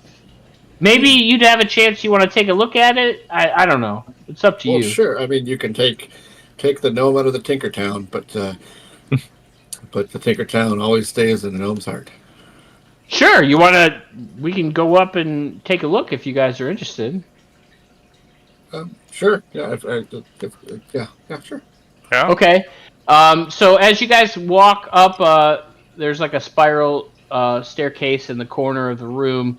As you kind of pass through the second floor, you could tell that it's quarters. Somebody else looks like is living in the tower, sorry, you could see. Yeah, you could see that somebody else is living in the tower. It looks like from the first floor, you could tell like Becklin's there's like a cot in there, and there's a pot, and it looks like she's kind of living on the first floor. And then she takes you up to the third floor, like to the roof of the tower, and or no, sorry, I'm fucking this all up. So the first floor is the library. The second floor is some quarters. Third floor is also quarters, and then from there's a ladder to the roof. And the top of this keep is a crenellated roof, and you can see on the roof that there is I'm gonna just guys move you guys over here so you guys can see. Whee! There's an elaborate catapult-like contraption that's kind of built on the roof of the keep. What's this for? Well, Than calls it the gnome flinger. Get in now, Farron. It's I don't know, when he first asked me about it, I thought maybe we could use it for some defense if somebody's coming from the north, but the more that he worked on it, when he finally got it done, it seems like it's more of a contraption for like rapid transportation, is what he said. Similar to something he said he's seen on Mount Nevermind, which Farron, you definitely recognize this as the home of the gnomes. Okay. And she's like, yeah, I mean, I tolerate Than kind of dealing with this device. I mean, occasionally he wakes me up, there's early morning hammering and sawing, and it can be annoying from time to time, but he swears it's going to help us in an attack someday, but, I've only seen him, use it to shoot himself out into the air. That's so cool. Cosgray's like jumping in the basket right now. It's like, this could totally hold a gnome. Can I inspect it? Yeah, go ahead and give me investigation. All right. Let's see what we have. Okay. Yeah. Oh, okay. Put that there.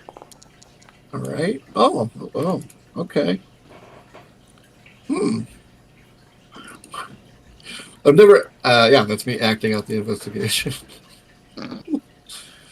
So you've definitely heard of these, but you've never probably seen one up close.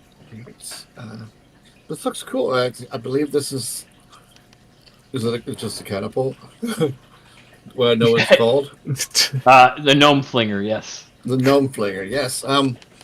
Yes, these are pretty good. I think they can throw gnomes or other things too, but I think it actually supposed to throw other stuff. I don't see why I couldn't get the gnome, throw a gnome, but I'd imagine you'd have the problem of landing would be the biggest issue.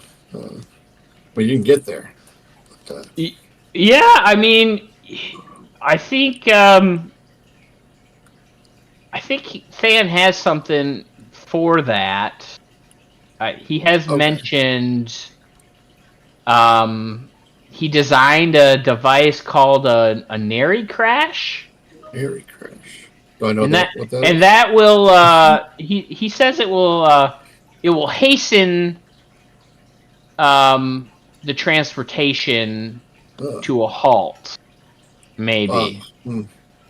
Maybe if you if the person who rides the gnome flinger has shoes with springs put into them, maybe that'll help.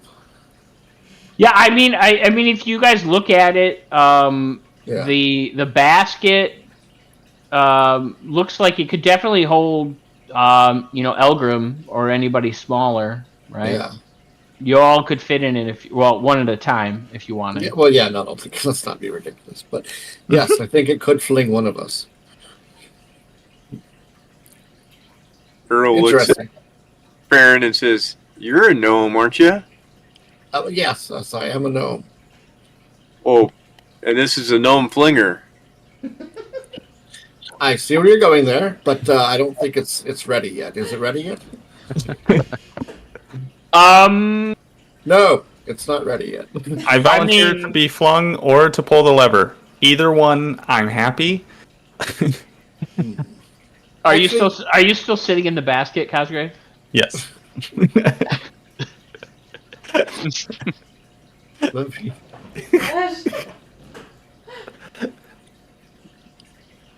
If it flings a kinder, will it be changed to Kinger Flinger? So you do know, Farron, that it will take you like an action to load the mechanism, and then like an action to kind of aim it, and then an action to fire it. So okay. you can't. It's just not instantaneous like a crossbow or something crazy. You got to kind of load it. You got to angle it. It's like an unloaded crossbow. Yeah. Yeah. All right. Right now it's not ready. You'd have to crank it. Yeah. What does that look like? It would look like this. You just start cranking it. We might be thinking a kinder. Yeah. All right. So the gnome flinger is loaded. Yes. And then once it's loaded like this, then the user would have to aim it somehow. And I don't know what the range is on this, but the direction we could definitely figure out. Like if I turn it like this way. So which way do you want to aim it? I don't know if you can see the map. Let me try a little bit. All we see is like the mountain area. Let me turn off. Maybe the fog of war is the problem. Well, I think the time is changing the darkness level. Yeah, I think it is. Yeah. It's gradually getting darker. We can see the whole map. I think we see the whole map. You guys can see the whole map? Of black and it's white. dark around the edges, but yeah, if you can see the whole map, then I guess just ping where you're aiming it. Okay, because we can see the road and the. You can see the gate, right? You can see the river gate. Yep. Let's see. Like for instance, we could aim it toward the road, or with the gate right there, or into that. Good thing it's a new costly day. Woods. Yeah. And it looks like it's 360 degrees. So, or is it just within? It's just within this area. So yeah, in this whole angle, I can just can fling you good. Okay. So then, what would you do to initiate the flinging? Oh, you just see how the pin's like connecting the lever there? You have to pull the pin out of the lever and then turn it. So from where you're sitting, Cosgrave, you could pull the pin yourself if you wanted. Do it. Oh, let's see. You could do it yourself, or anybody else could do it. Yeah. It's up to you. Cosgrave pulls the pin. All right. Oh, okay. All right, just like that. Which direction were you shooting him? Are you yellow? I can't tell the colors. No. Can you ping on the map where you want to do it? Is ping double left click or right click? I don't remember. It's double left click, but like, Oh, you who are hold you it. asking? Left click and hold. Left click and hold. All right. So who is the green that's That's pinging? me. Sorry. All right. So Ryan, ping where you were going to shoot it. Right. Here. How do you? Click and hold. Just click and hold. In the middle of the trees. In the middle of the trees, like down Yeah. here.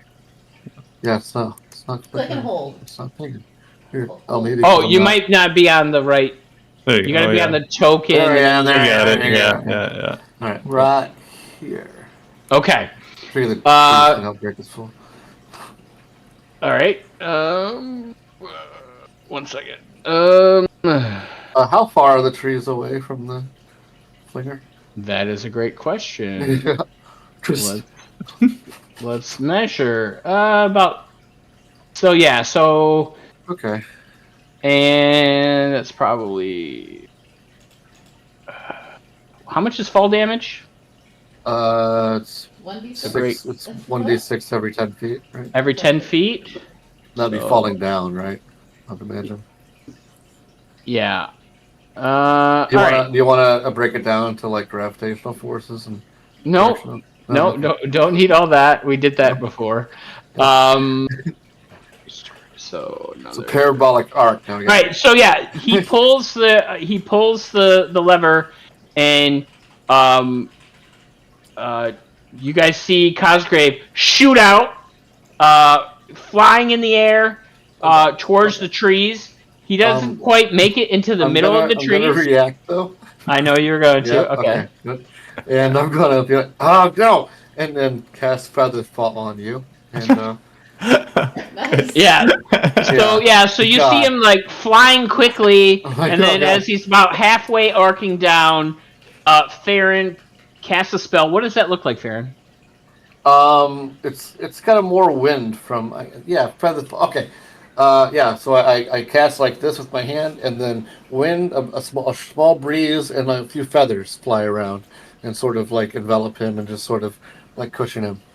Okay, and then he starts falling slowly to the ground, kind of how like the feather in like Super Mario Bros. Kind of just gently falls to the ground. Slowly, yeah. The whole time, him going again, let's do it again. No, that's And then, exactly what I thought. You know, would happen. it's getting quieter as he gets further away from you. It's like, okay. Okay.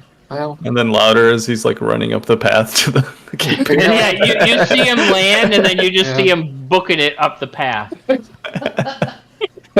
like a kid just who went down a slide and just was immediately running back up. Yeah.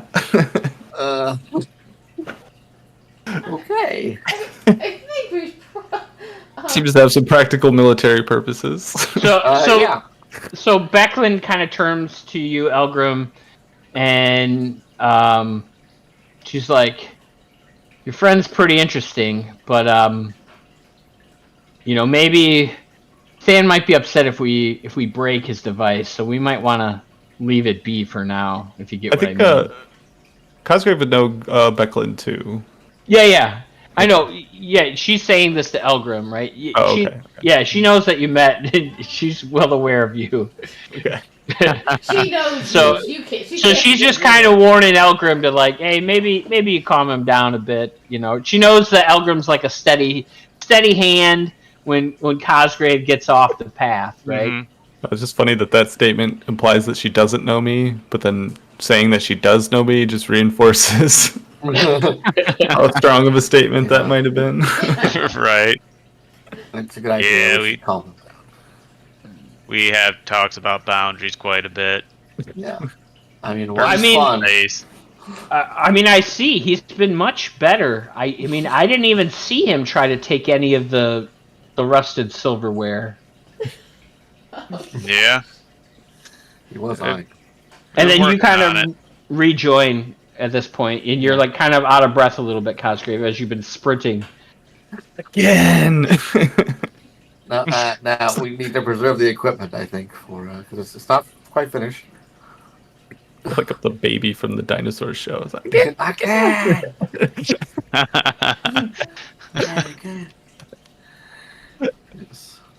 okay, well, if we're ever attacked and we have this thing, I volunteer.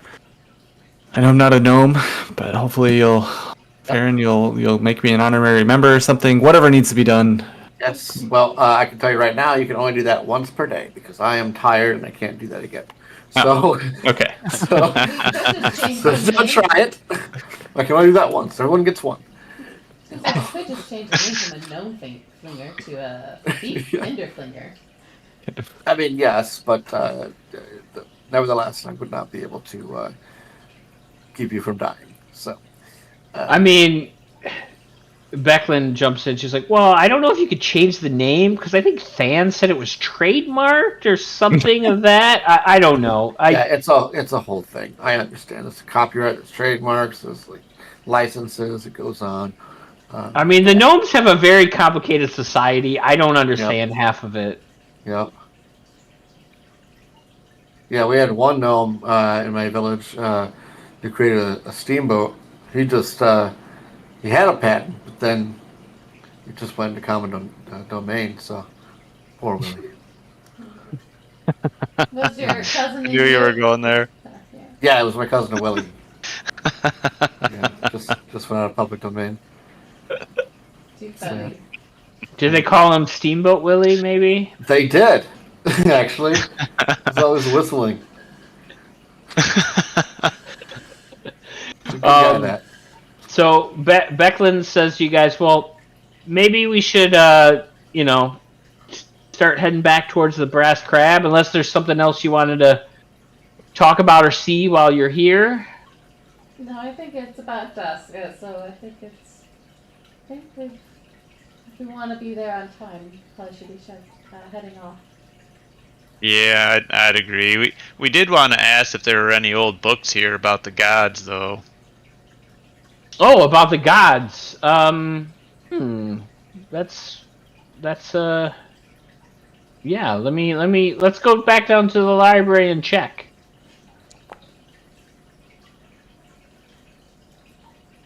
You guys spend some time. How long? You probably spend another 20 or 30 minutes. So I'm just gonna advance this. I don't know. I want to do. Yeah, it's fine. And oh, there. That's even better. Perfect. Yeah. So you spend probably another 20 or 30 minutes reading through the books. You guys don't find any books about the gods.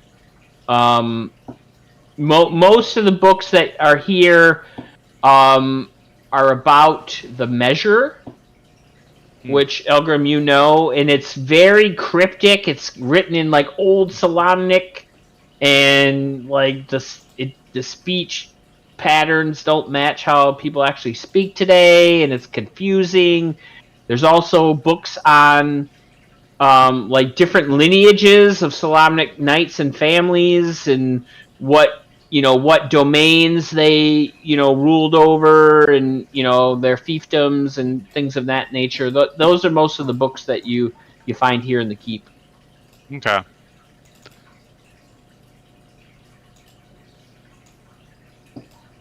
So, go ahead, Yerl. Are there any picture books? Go ahead and give me a investigation check. Imagining you're all opening this pop-up book with just claws coming out.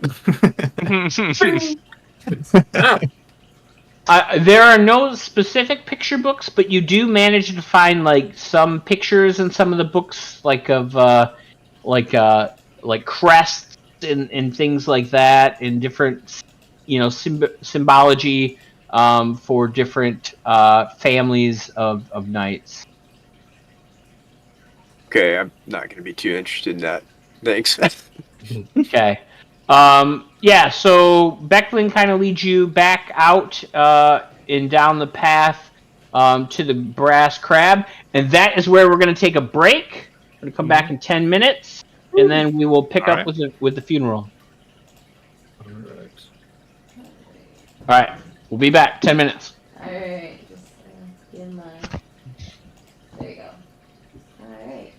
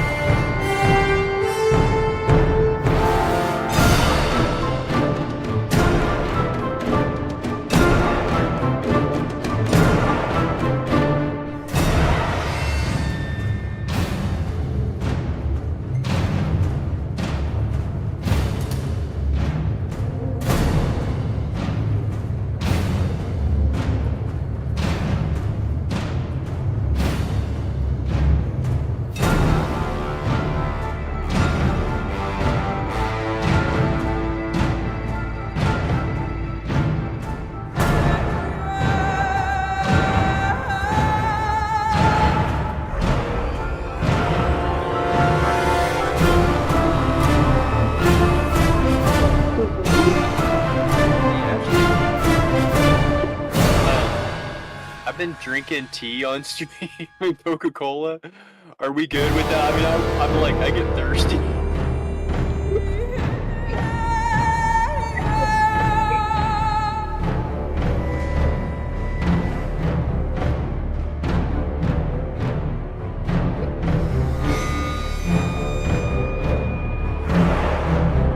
Oh, okay.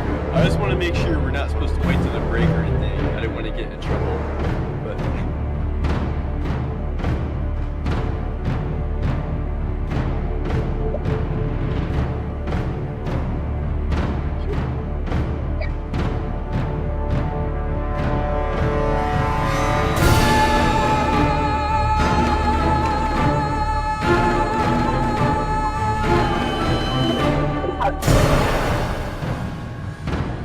yeah. Well,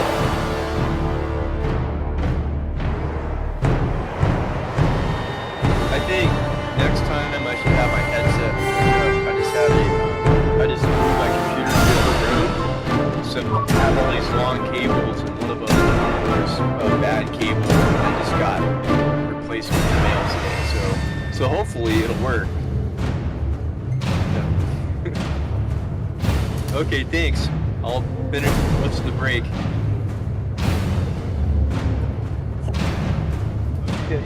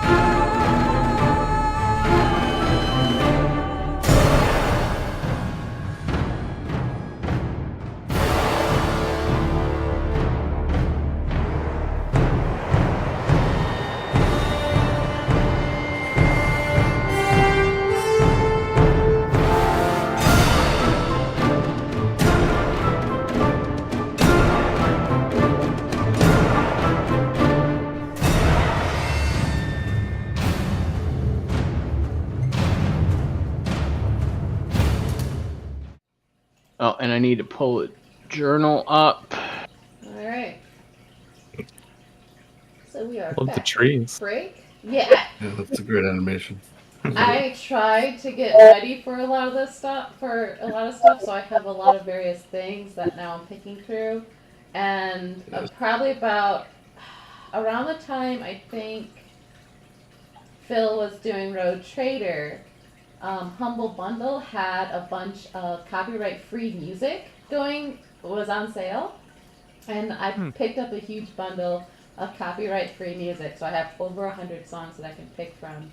So that's wow. kind of what I've been throwing in new songs, so that way it has different music and everything. But yeah, there's a ton of different sound clips and everything because of that. So Nice. yeah, and so that way I know that they're royalty-free music. I put a note in front of each one of them, so I know that they're royalty-free. Okay. Yeah. Guys, Mhm. the sound bites, I can do some stuff like that. I've got some sound editing stuff, so we can have fun with that. Cool.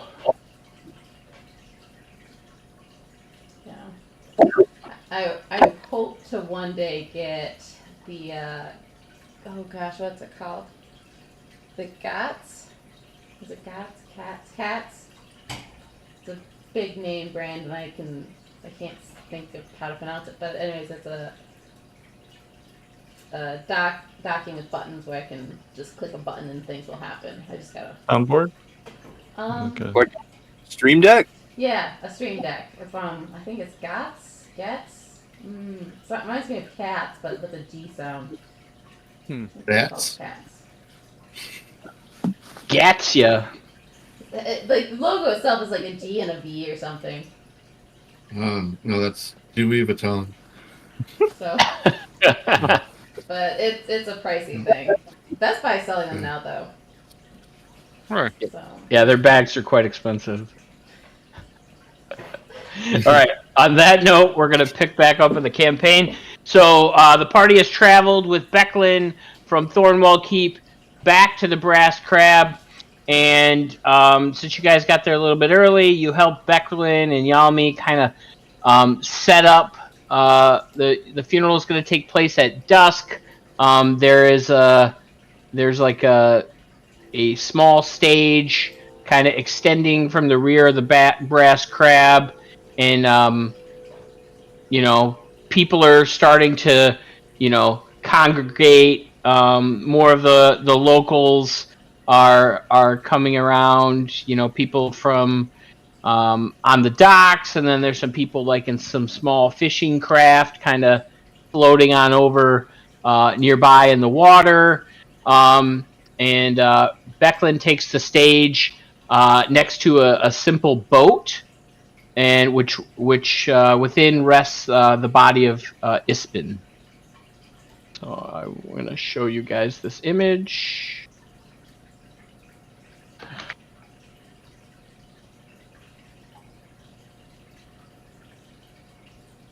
Okay.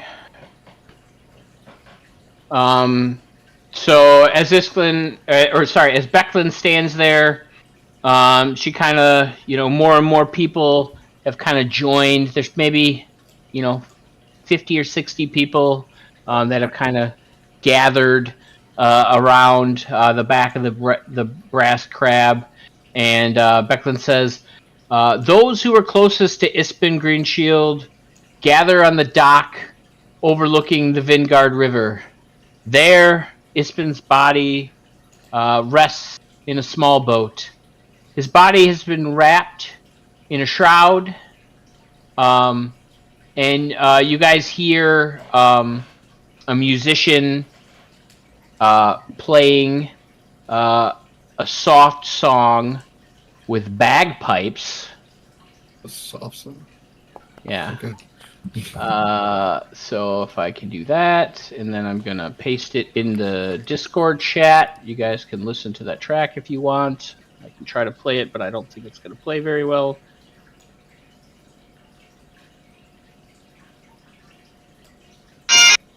ooh, I heard that.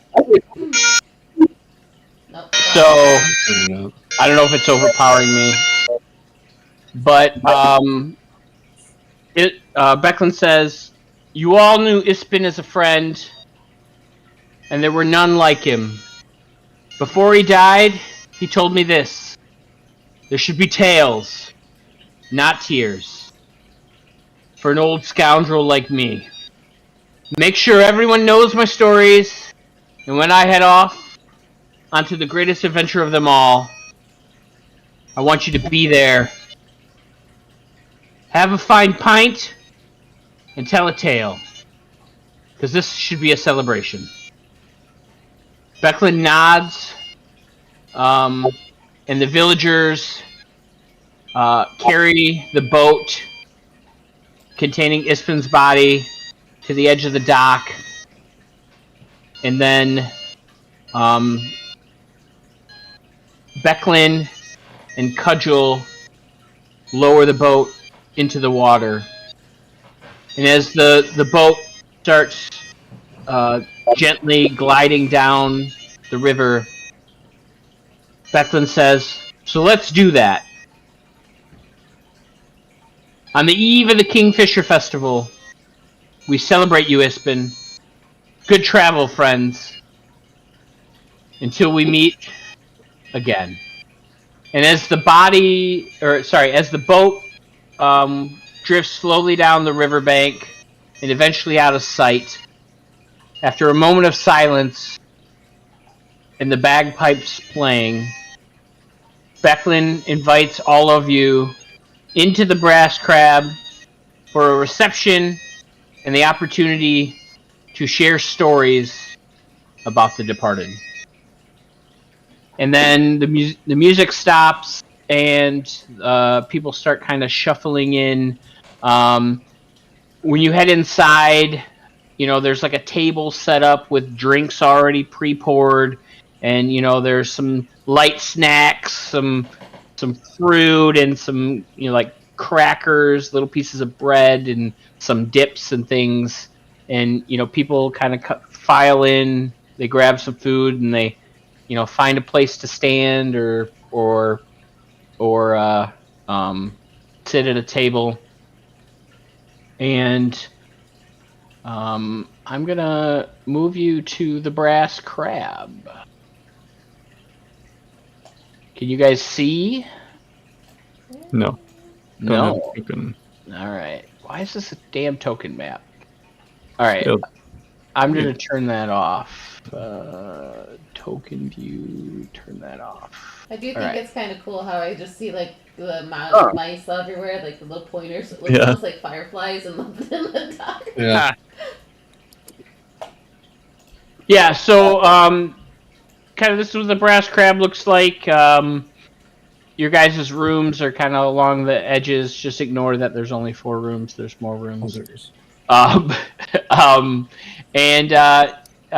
Becklin is kind of set up in the rear here in this little square section. There's like a small stage, and she's kind of standing there. And as everybody kind of settles in and has a pint, she starts telling a tale. And I need to pull that up. And yeah, so she says, "Come on, everybody, get your bread, get your cheese, get your ale, get settled. The reception is beginning, and I want to share with you all one of Ispin's favorite stories that he used to regale to me on many a night in a cold camp while we are on the road. And this is the time that the High Sub-Senior Artillerist of Mount Nevermind launched her pet weasel all the way from the Gnome Enclave to St. Christile, where the Knights of Solamnia reside. And the High Artillerist asked Ispin to recover the critter, or at least to figure out the trajectory so that she knows whether or not it was functioning properly. And so, Ispin, you see, and then she goes into this elaborate tale. I'm not going to tell it in first person. She goes into this elaborate tale how Ispin studied the mechanism and figured out, which direction it was pointed, and then spent several weeks kind of tracking from the down the mountain on a boat, and after several weeks of searching, he was able to find there was a charm on the weasel's collar, and he was able to bring back a fragment of the collar and a piece of the charm to the high sub-senior artillerist, and she was quite pleased that the weapon had fired in the correct direction, but she was very perplexed on why the distance was off, and she didn't quite care much for the results of the weasel's life and lack thereof. And then as she's kind of telling the tale, there's some highs and some lows, and the crowd is kind of laughing along. And then she kind of turns to your guys' table, and she says, and I want to, if some of you have probably noticed the group here sitting at this table. She kind of points in your guys' direction, and she says, they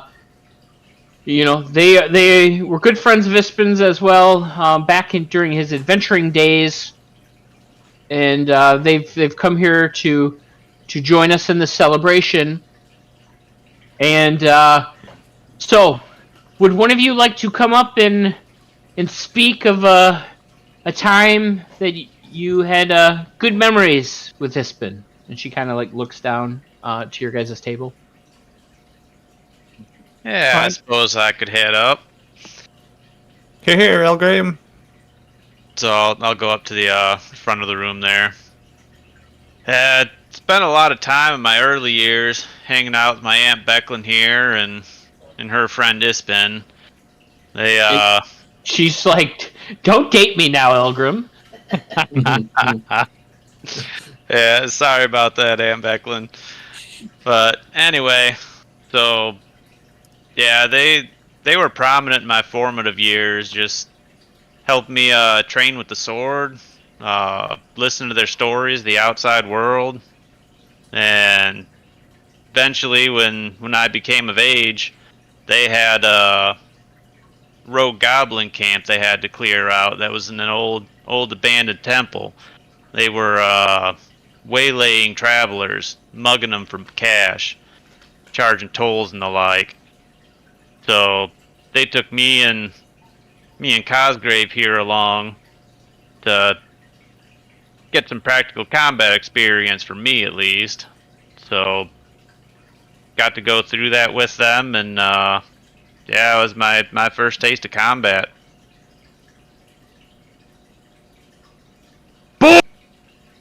You hear shouting from back near the bar. What was it? Yeah, it muffled you. Yeah. Boring. Oh. Boring. Wow. Everyone's a critic. That's That from a tough specific crowd. person? Yeah, and when you look in the direction, you see a younger gentleman in fine clothing, kind of standing by the bar. He's wobbling a little bit and seems to be enjoying his drink. No.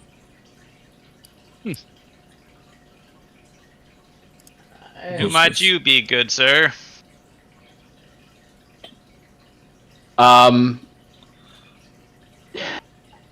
He says, you should know who I am if you know Becklin and Ispin. I'm Bucaris the Younger, Ut Estide. that name familiar to me at all? Boring. Have any of us heard of him? Go ahead and do a history check. Ooh, Oh, what check? History. Oh, this guy's. I don't like this guy. He's got resting douche face. yeah. It's All he needs is a scar down his face. Oh, that would make him evil, though. Wouldn't it? What are we doing? History check? Yeah. Okay. Would that be for anybody or just them? Yeah. You guys can. Gotta, he kind of is almost like a young Baratheon with that blonde hair. Not a Baratheon, but what you call him? Lannister. Yeah, Lannister. Yeah, he's like a young Jamie Lannister. Yeah. I could see There that. you go. Hmm. Go on a roll.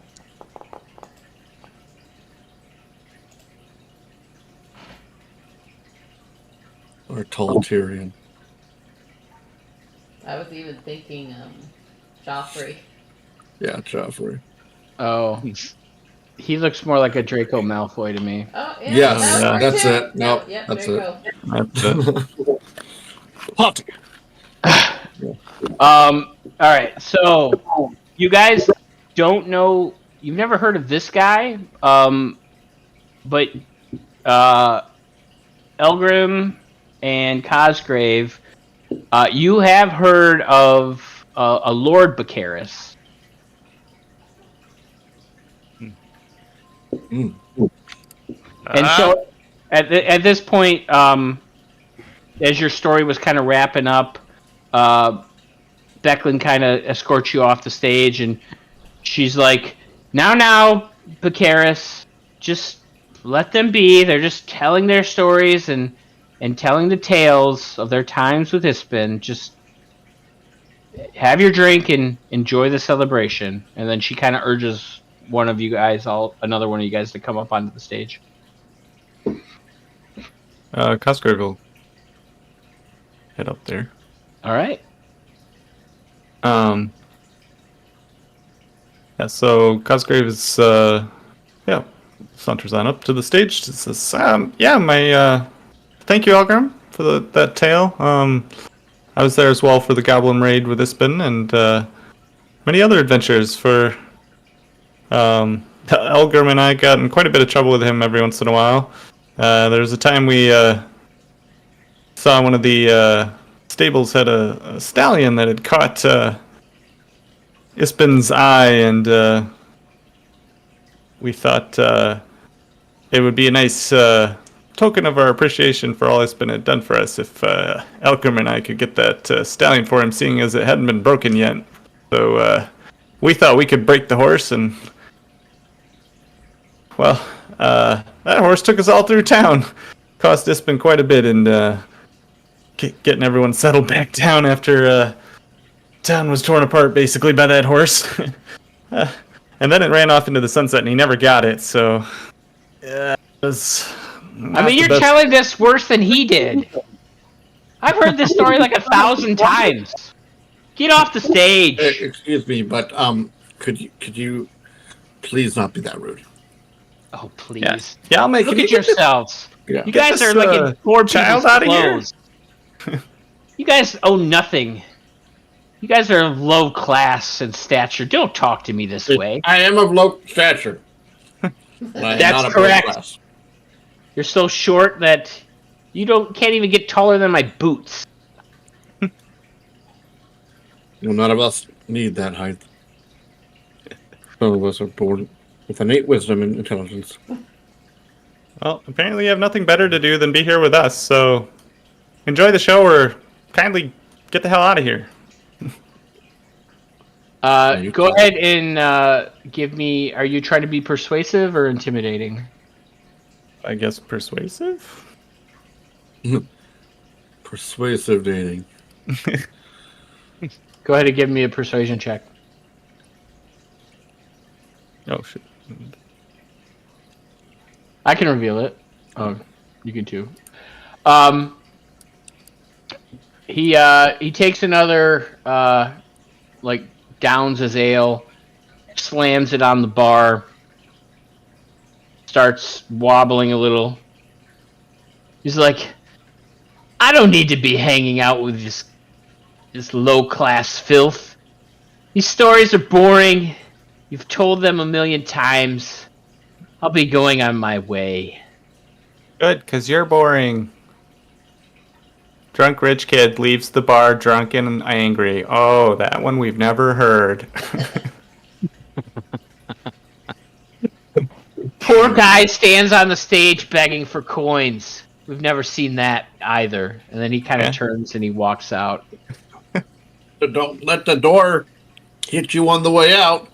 I mean, I know they're propped open for the funeral. We got a lot of people in here because of breeze, but you know the saying. Parrot. Earl's then- trying to put his foot out as he's walking by. Oh, All right. we're gonna kill a guy. 1d4 damage. That was the day we went from hobos to murder hobos. Oh dear.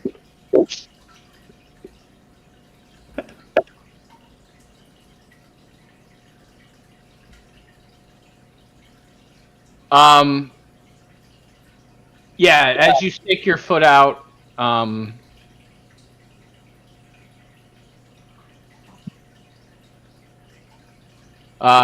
you trip him some, and he kind of like stumbles and he falls into some patrons kind of sitting in a chair, and he like knocks them back a little, and they kind of shove him and prop him off of them, and he stumbles out, and you guys can hear him kind of like saying, he's not talking to anyone directly, but you can hear him saying, "Geez, no one in this town can take a joke." And then he like walks out.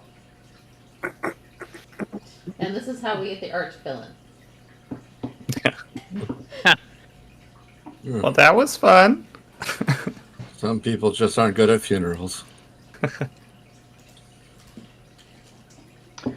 And then Becklin apologizes to everyone and says, "Let's resume with the celebrations." And then she kind of steps off the stage, and another couple villagers come up, and they start telling some tales. One of them walks up and says, once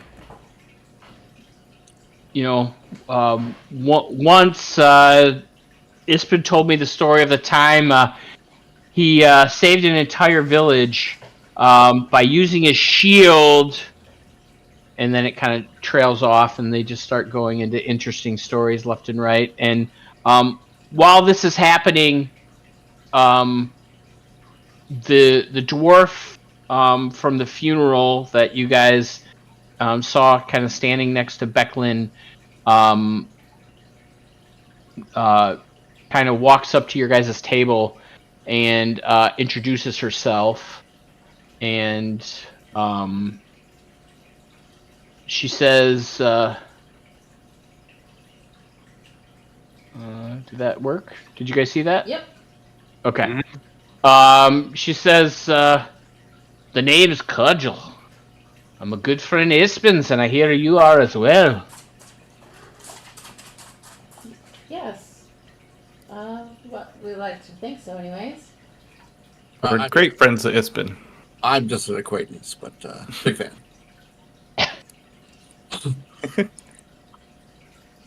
Well, I thank you all for taking the travels. You must have been somewhat close, as this village is quite remote. But back in the day, Becklin, Ispin, and myself used to travel and, help out villages from here and there. And, now I run my own company of mercenaries known as the Ironclad Regiment. We're a small company, but we we got a reputation of beating the odds, thanks in part to my leadership, if I do say so myself. And she kind of like holds up her ale to like give you like do a toast with you guys if you guys are Yeah, interested. I'll toast Oh her. yeah, toast. Oh, yes, And then- toast. She takes a drink, and then as Yelme's kind of walking by, she's got like a platter full of more, and she kind of turns and swipes another one down, and keeps talking, and she's like, "Yeah, my company is here for the festival. We're gonna take place in the battle." Battle? What battle? Well, I mean, it's more of a reenactment than a battle, you Oh, okay. see. But it's always part of the festivities during the Kingfisher Festival, you see. So, What battle are you reenacting? yes, the battle is it reenacts the time when the Knights of Solamnia were victorious over the enemy forces from the eastern nation of Istar. And the battle was led by Lord Volgar himself. He was a knight, and he was a founder of this village here. So Mayor Raven, she's a good friend of mine, and she asked if my mercenary company would participate in the reenactment, and we're going to be playing the part of the Istarian invading forces. We were in the area, and as we were passing through the village, the mayor she presented me with the opportunity, and I thought it'd be good. I mean, Ispen always had a place in his heart for this village. And, I thought, why not help out, and, we could maybe give the village's militia some training while we were in the area. So it's a win-win for all, some would say. Win-win-win. Exactly, and then she like puts her mug up, and she tries to like clank mugs with you and try to drink some more ale. Oh, yes. Thanks. What was the name of your company again? The Iron what? The Ironclad Regiment. Ironclad Regiment. Solid name.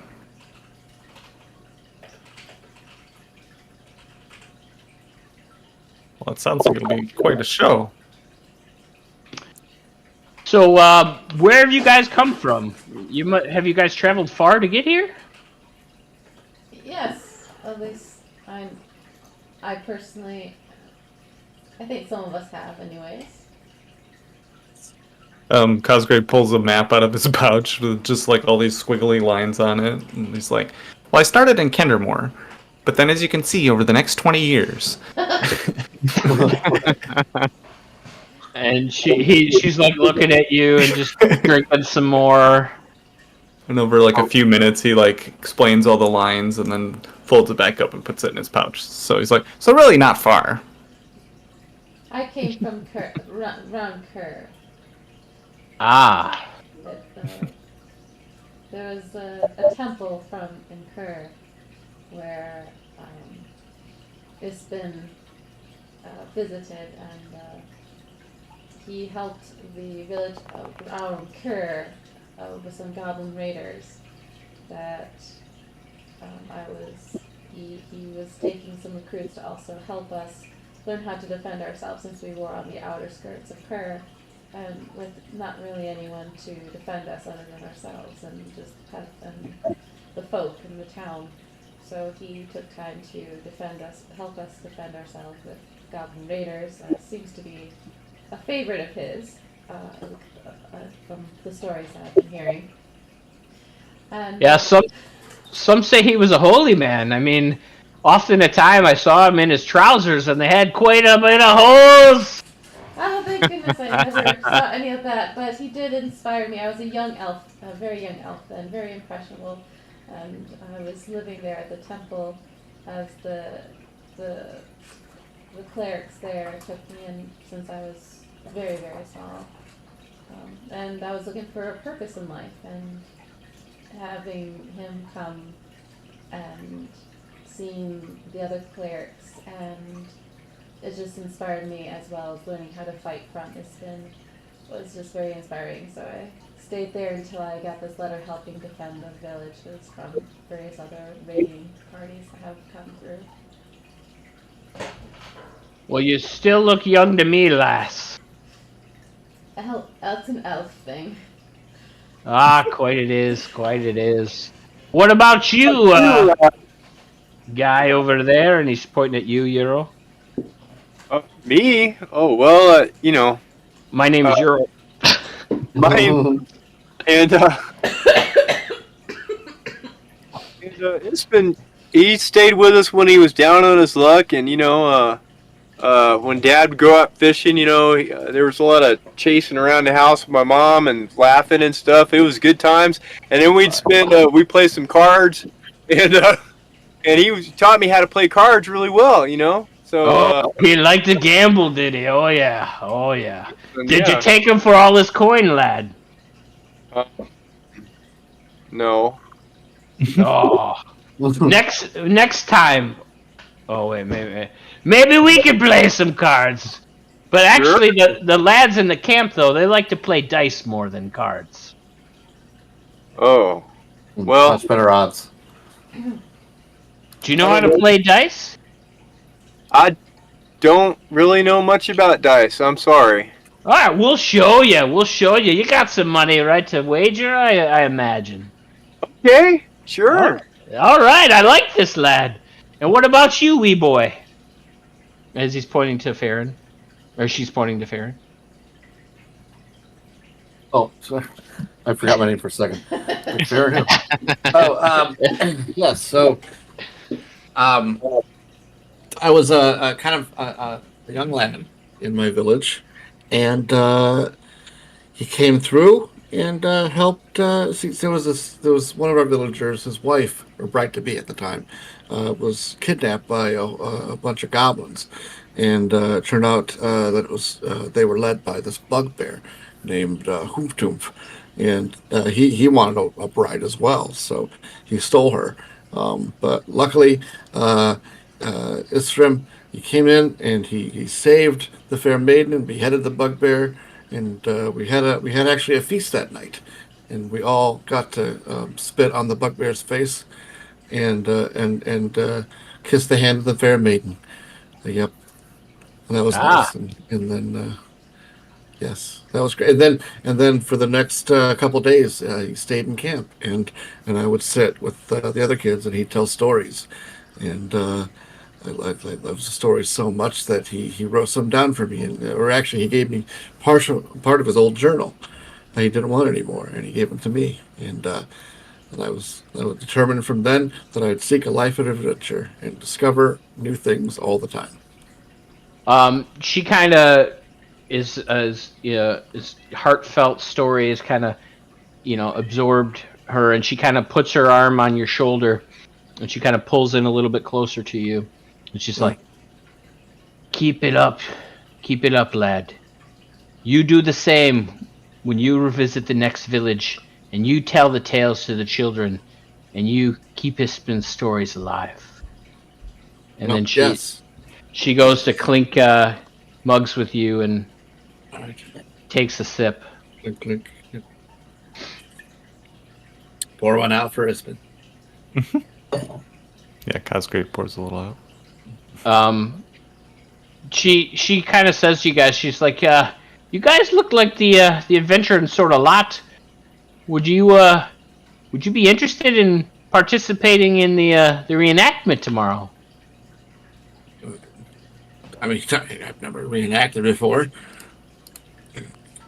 It could be fun. Yes. I mean, you have some martial skills. I'd be inclined to try that. I mean, you Hard guys are going to get the good part, right? I mean, you guys are getting to be the good guys in this story. I mean, we're going to be the bad guys, but yeah, I mean, no, there's no danger coming to you. You know, I mean, you can wear whatever armor you got. That's fine, but you know, we'll give you, you know, basically spears with padded tips. You know, so nobody's going to get hurt. Just a Yeah. good old reenactment. So it's sort of like we'd be doing like a live action role playing. Yeah, exactly. That's Exactly. cool. Yeah. Uh-oh. How many levels are we gonna go?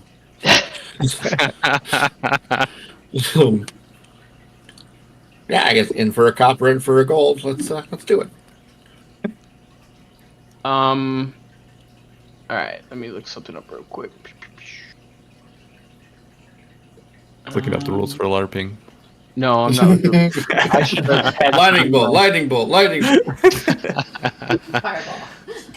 Fireball. It's shocking. Okay. Actually, give me just a d20 roll, and Paul, give me a d20 roll. So let's see. Click. Okay. Slash. That's what is it? R1. What is it? No. Slash R1d20.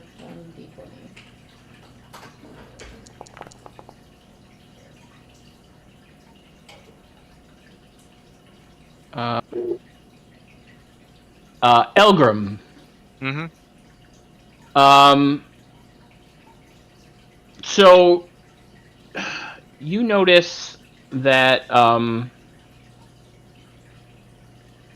there's a particular somber guest. She's a blue-skinned elf, Sylvanesti elf, and you know she just has a dour look about her, and she's kind of like keeping to the fringes of the brass crab, and she's not really talking with anybody, but like there's just something mysterious about her. She's just kind of hanging around and kind of absorbing everything. And you know, at one point you kind of meet like eye contact with her, but then she kind of like looks away, and she's just kind of milling about, trying to not, you know, get engaged with anybody, and just kind of hanging around.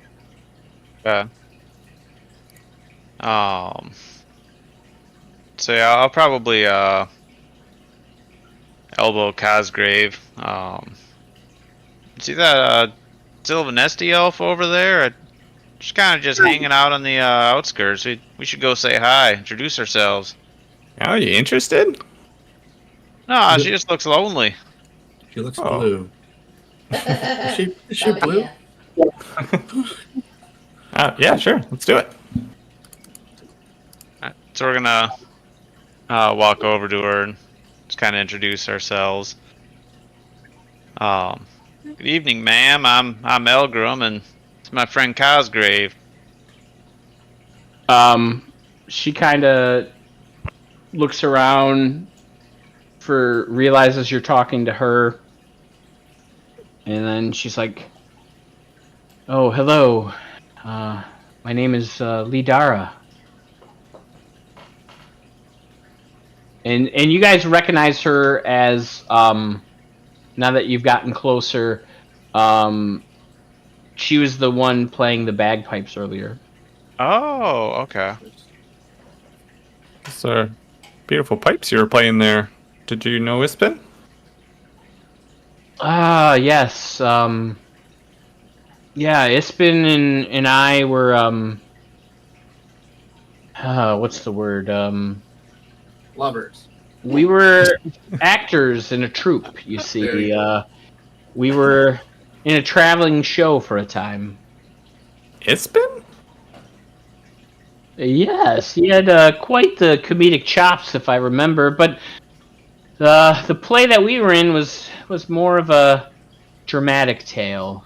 It was called The Tarnished Pride, and it was a story of how the Knights of Solamnia failed to prevent the cataclysm. Yeah, that's a right tragic tale there. Oh, do you know it? A little bit. Becklin's my aunt, so she taught me a lot about Knights of Solamnia, and I'm actually a squire. Ah, so you carry their burden. I do. Hoping to redeem them, if Yeah. I can. Yeah, the tale goes for generations. The sauce of Dargard Keep, which is one of the families of the Knights of Solamnia. Well, they ruled the Solamnic province, once known as Nightland, with a KN. And before the Cataclysm, the gods of good forewarned Nightwind's leader, Lord Lorensoth, about the coming destruction, and offered him a chance to stop it. So the tale goes. But some say he failed to accomplish this task, and thus dooming us all to the Cataclysm and the years of hardship that followed. Since then, that province has had a cursed reputation.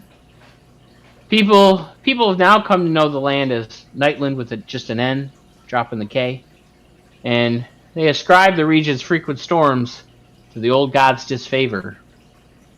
And people don't really live much in that area anymore. It's kind of, some might say it's cursed or maybe haunted. And that was kind of the gist of the play. Okay. That's sad. It is. Many people suffered because of Lord Lorensoth and the Knights of Solamnia. Well, it's a good thing they're doing all that good stuff now, right, Elgrim? Yeah, we're trying.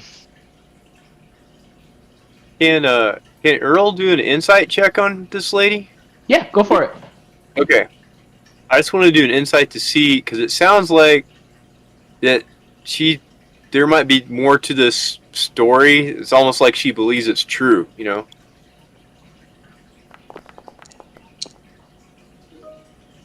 Okay. You definitely get the impression that she believes what she's telling you. Maybe as if she might know it. Okay. As a Sylvanesian myself, would I have heard of her at any point growing, before coming to the clerics and Kerr? Or around Kerr?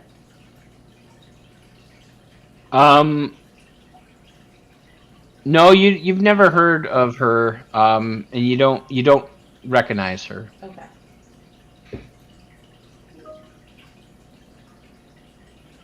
Excuse me, ma'am. So, it seems like maybe this really happened. It's gonna be a real one.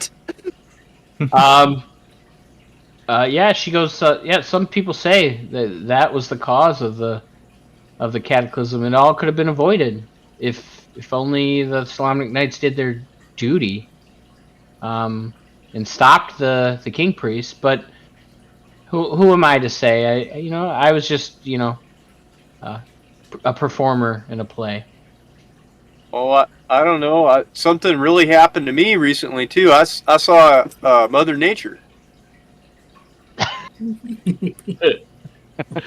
Let me do something real quick. Oh. Okay, goodbye. Let's do that. Okay. You did, you say. Please tell me more. Yeah, she said her name was Chislev, and I shouldn't trust technology or anything like that too much, and just try to protect all the nature, all the animals and stuff, and the environment. Sounds good to me. I've lived out in the woods most of my life, so I agree with that. And then, as you say that, she kind of grabs your hand, and her touch is cold, and she looks you dead in the eyes, and she says, "Those are wise words, and you should follow what she says very closely." And then you guys hear like a commotion, to like one of the tables nearby. A drunkard kind of stumbles into Yalmi, and she like kind of drops a tray of mugs of ale, and you hear this clattering, and you guys kind of turn in that direction, and when you turn back, she's nowhere to be seen. Ooh. Creepy. Foreshadowing. Where did she go? Did I say something? That's something like elves can do? We can. Some elves can phase step, but it's not very far. But usually there's something left behind to show that there was Does she a just- phase step. Do you think she jumped to the other side of the wall, or do you think she's like in a different plane of existence?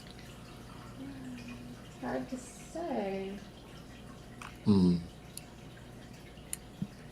And as you guys are kind of pondering this, Becklin wanders over to your table, and she says, "Hey guys, thanks for sharing your stories. I appreciate it. I'm sorry about Bakaris the Younger.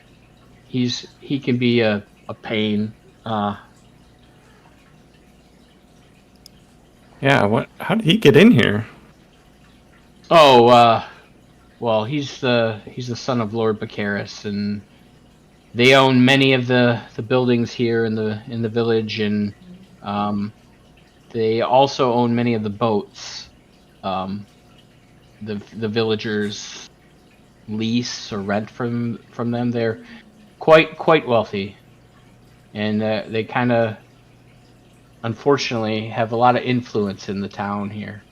Doesn't seem right that they are able to disrespect Ispin like that. Yeah, he can be quite a jerk, but a lot of the city,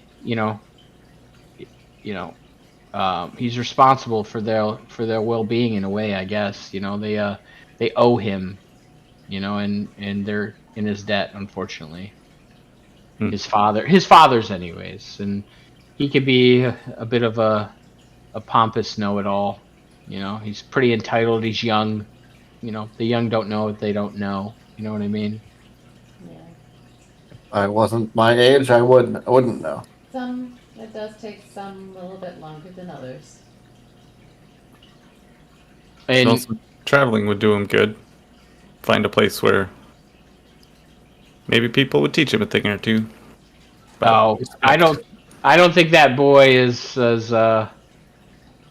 seen much of the road, and but I imagine with the hefty sum of coin that him and his father have, they pay for their respect, I guess.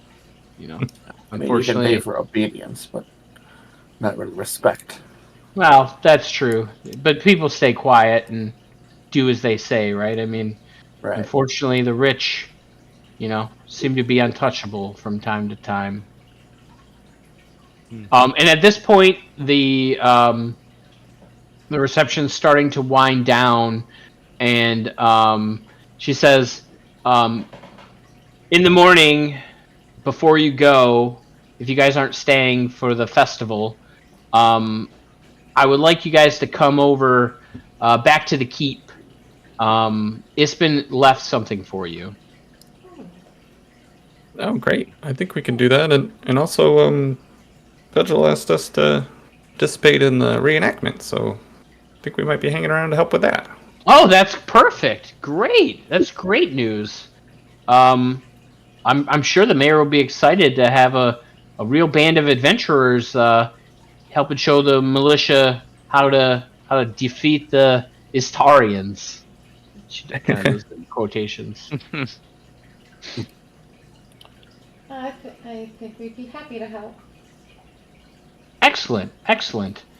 Okay, well, swing by in the morning right after you get up, and then head on over, and I'll Swing by I'll get where? back to the keep, Thornwall Keep. Okay. Yeah. All right, you guys. Go ahead, Paul. I do have one question for you, Aunt Becklin. Do you know an elf named Lidara? Lidara. Blue skin Sylvanesti. Playing the bagpipes at the funeral? He disappears at a moment's notice. The name doesn't sound familiar. I mean, I don't think I mean, she was kind of a mystery. Nobody really knew her. I asked around a little bit, and no one says they knew her. But apparently, she maybe knew Ispin. I don't know. Maybe she talked to the mayor about playing the music for the funeral. But yeah, I've never heard of her.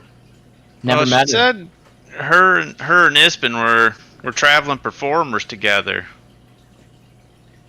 I mean, I think Ispin did say in his youth he might have, been in a traveling troupe while he was trying to pick up the ladies. I know from time to time he wasn't welcome in villages or cities or towns after a while because too many fathers were out to get him. But that was, way back in his youth, probably. I don't know. I didn't want to hear from him on his times where he's chasing tail, so I told him he can keep those stories to himself. They're not really my cup of tea.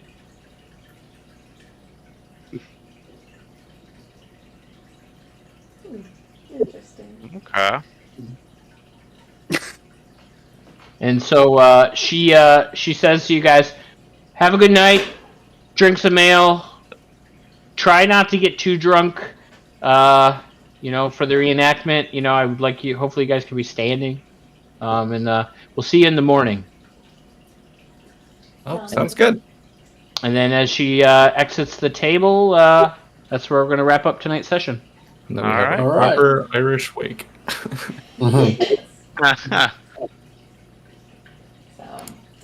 Alrighty, so we will be back in 2 weeks with the Dragonlance, and the next week we will have our Yig Snake Granddaddy, and yeah. So thank you for anyone who is still here watching. But yeah, and I guess we'll see y'all. Well, before we wrap the stream, I'm gonna make this part of our wrap up tradition. Okay. Ashley, would you tell me what was your favorite part of tonight's session? I want to say flinging the Kinder. Flinging the Kinder. Gnome flinger, Kender flinger. Okay. Yeah. It's also the Kinder's favorite part. Nice. Yeah, I knew putting that in there, Phil would not be able to resist. No way. I was actually kind of looking forward to trying to use my Spare the Dying. I don't think he would have died. He's got some hit points right now. He's okay. You're no longer first level. That's true. Okay. So with that, we're going to wrap up tonight's session, and then we'll be back here in 2 weeks for the next session of Dragonlance. So have a good night, everybody. Bye. Good night.